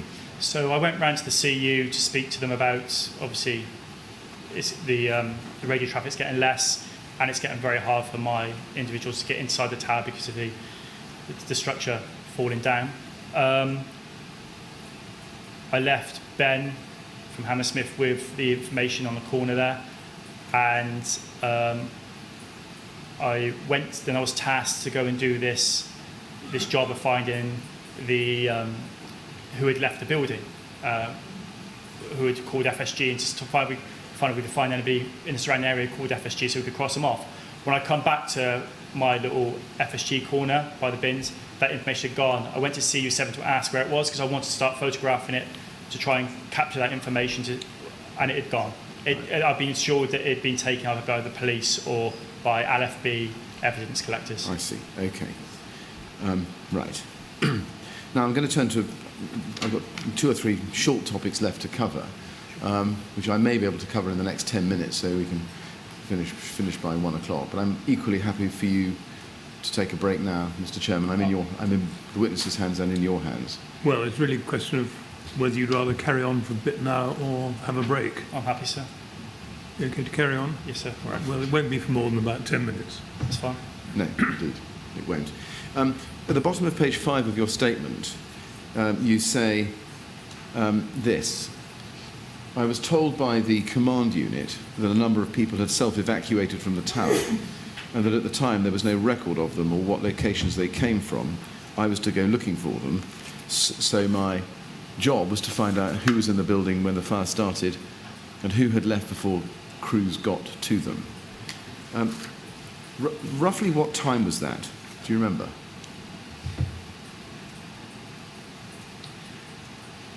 I know I was doing engine control around 8 a.m, 7 a.m, 8 a.m, so it's got to be 6 a.m, because I did that for about 45 minutes, then I went straight to put my breathing apparatus on, formed up in a queue, and I was then detailed to operate the engine control boards. Okay. And to your knowledge, had anybody been tasked to try to monitor self-evacuation before that? I know someone had been tasked to go over and try and get information over where the leisure centre was and try and get that information. Myself and Charlie Batterby were detailed to go into Latimer Road area to try and get that information. Is that your question? No. Let me try it again. Do you know whether anybody had been given the job earlier in the night of making sure those people who were self-evacuating got tallied up with the flats and floors they'd come from? I'm not aware of that. That would have come through an operation maybe through the CU. Right. Okay. Early into the incident, casualties were coming past me with injuries, but that stopped pretty soon after the events I told you of the reason why we moved. And the casualties started going out towards the play area side. Latimer Road was a triage area there, so a lot of people started going out, casualties going out that way. Do you know whether there was a system for matching up people who had come out of the building by themselves, in other words, without the support of the LFB, with the flats or floors they'd come from? No, I think that's what I was tasked to try and capture some of that information later on in the incident. Were you surprised that that system wasn't in operation earlier in the night? Considering what we dealt with, and in an ideal world that would evolve. This was something unprecedented, sir, and I wasn't shocked to that. The precedent was to get firefighters to the casualties on those upper floors and lower floors, every floor, and that was fundamental. We can tally that up at a later date, and all resources were put in that direction. Yes. And when you went to the triage areas to find people, were you able to record your findings? Yes, I had a notepad, the A4 notepad, and I did scribble some information down. It was quite hard because it was quite emotionally charged, the areas I was going to, and a lot of people, rightly so, were just asking where their loved ones were, and there was a couple of situations that were quite challenging in terms of people asking where individuals were, and I might have a bit of information about that. So I tried to capture as much as I could, but a lot of people were just asking me about where their loved ones were, not necessarily telling me that some people were telling me they'd evacuated, but they hadn't given an FSG. So for us, that we weren't so worried about capturing that information. It was people that had called FSG and had left by their own means.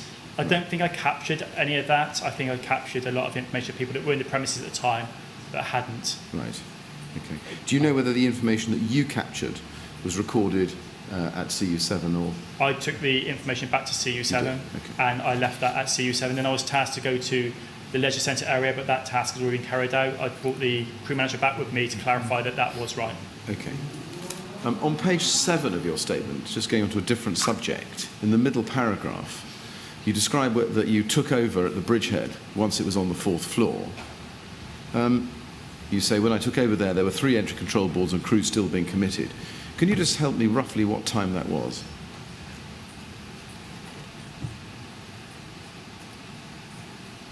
6:30, 7 a.m. Right.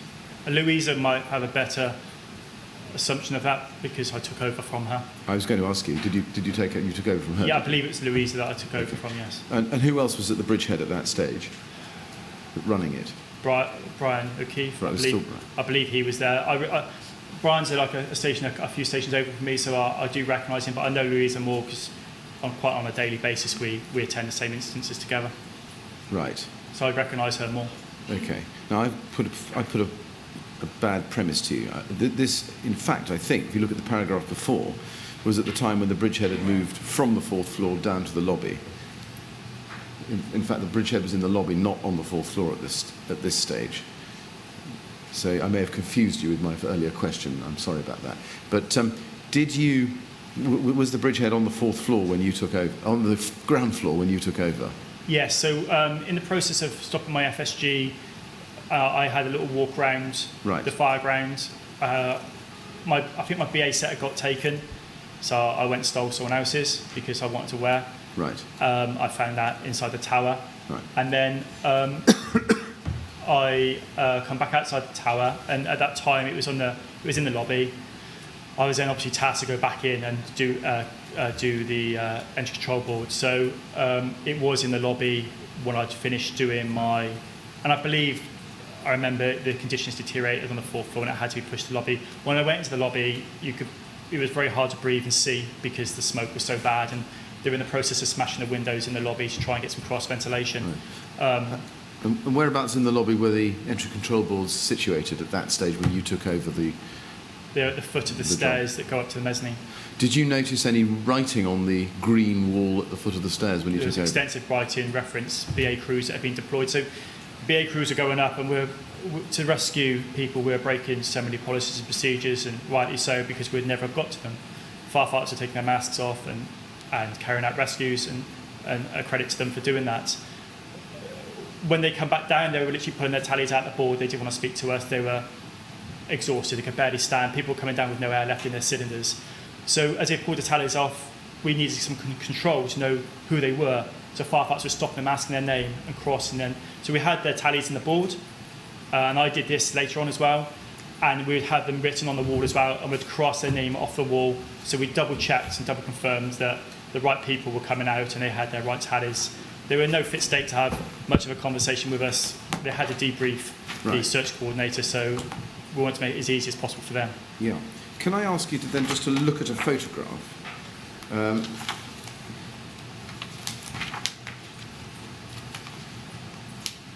Which is MET 000015816.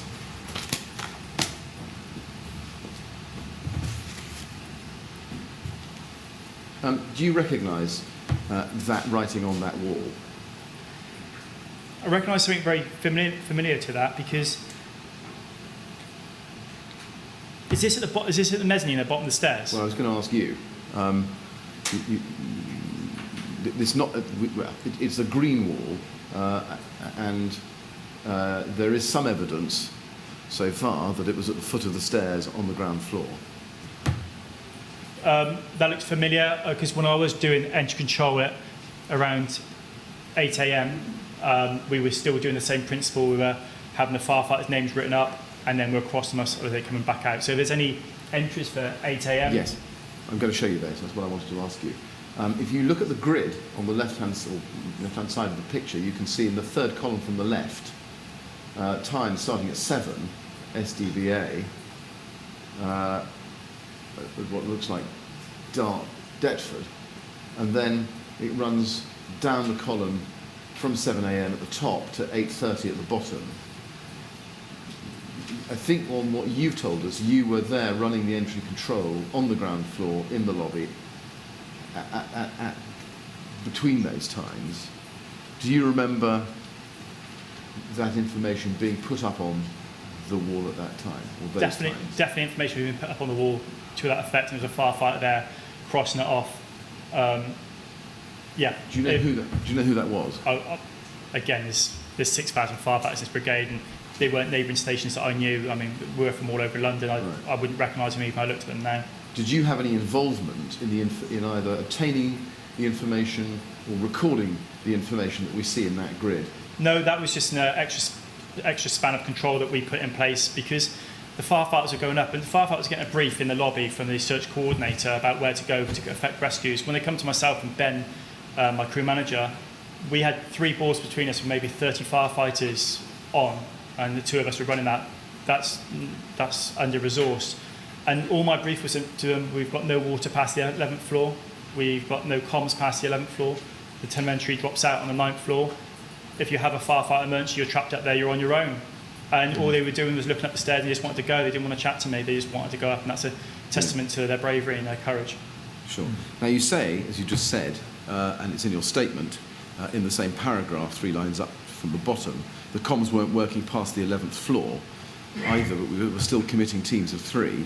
Do you know why comms weren't working past the 11th floor? No, I mean, comms, I was at a fire at near the Shard the other day, and I heard Battersea at a shut-in lift in Battersea on the handheld radio. Right. I can be in a tower block in the lobby, and so my firefighters can be on the 16th, 18th, 20th floor, and I have to get them to speak to my driver who's outside and relay the message to me, because it just won't work. A lot of the weather conditions interfere in it, but they're so, I don't know, I'm not a radio engineer, but it happens. How long during the night were comms not working past the 11th floor for? Do you remember? Say again, sorry, sir. Yeah, for how long during the night were communications not working beyond the 11th floor? Louisa would be the expert in that, because she was the... Okay. But for me, when I took over, I felt and I think I might have said here in my statement, I felt quite stressed and anxious for their safety because I had no control over if anything went wrong for them. And I think a senior officer said to me, "We've nearly lost one firefighter, don't lose anybody." And I felt sick for about an hour until I just realised that they're professional firefighters. They're gonna go out there and look after each other. Right. Okay. Mr. Chairman, it's past 1 o'clock. Yes. But I do have one more question to ask. Only one? One. Yes. I think you should ask one. Thank you. You can deal with another question, Mr. Sadler. Try my best. Thank you. In your second witness statement, if I can just ask you to look at it, you say on the first page in the fourth paragraph that you, and this is 6 lines down, in the lobby on the fourth floor, this is once you've moved the Bridgehead to the fourth floor, there was a lot of wall space, so I decided to write the plan on this area. Can I just show you that? So that wasn't the question. It's MET 000015813.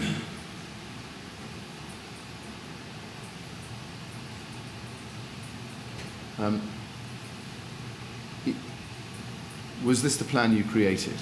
On the left, sir, yes. On the left? Okay, and that, I see. Can you help us with what's on the right? No. So I did enter control in the lobby, and then the fourth floor cleared, and it was decided that we'd stop the BA crews, pull them out, and relocate the Bridgehead to the fourth floor. So we relocated to the fourth floor. At this time, it was maybe 8:30 in the morning. 8:30 in the morning. So we relocated the Bridgehead to the fourth floor, and then I was relieved of my entry control duties, along with Ben McAlonar, my crew manager at Lambeth. And I was tasked by a station manager to draw up a quick grid. So I went into one of the flats and found a pen and a straight edge, and I started drawing this grid system. I was told it was 6 flats per floor and have 24 floors. So I did that. I wrote the numbers. I might have done those crosses. No. I don't know if I did the crosses, but I did the numbers.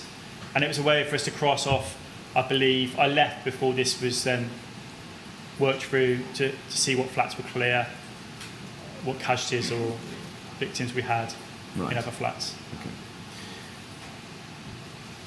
The details on the right, they weren't there when I left. They weren't there when you left? No. Not I'm aware of, sir, no. To be fair, they might have, to be fair, because I found it very hard writing on this fire door. So maybe they might have, because the smoke is only at roof level around there. So I could have, unless that's been cleaned off, maybe I didn't write on the wall because it was dirty and someone's cleaned that. I don't know. I don't remember that information being on the right-hand side. Right. It looks like the soot's been cleared. Right. Okay. I may have to come back to you with that. Mr. Chairman, I noticed the time. I haven't. That answer actually has created a number of further questions, which I think I should just ask. I'm sorry about that. No, that's what the inquiry is all about. Yeah. Inquiry. Yes.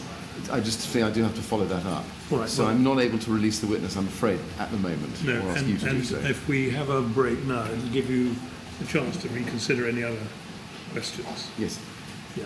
Yes, I think, Mr. Sadler, although I'm sure you would have liked to have finished this morning, we're going to have a break now. Yes, sir. So you can get some lunch, and there'll be a few questions when you get back. I hope not too many. We'll come back at 2:10, if that's all right. Thank you, sir. And discuss your evidence over the break. Thank you. Thank you very much.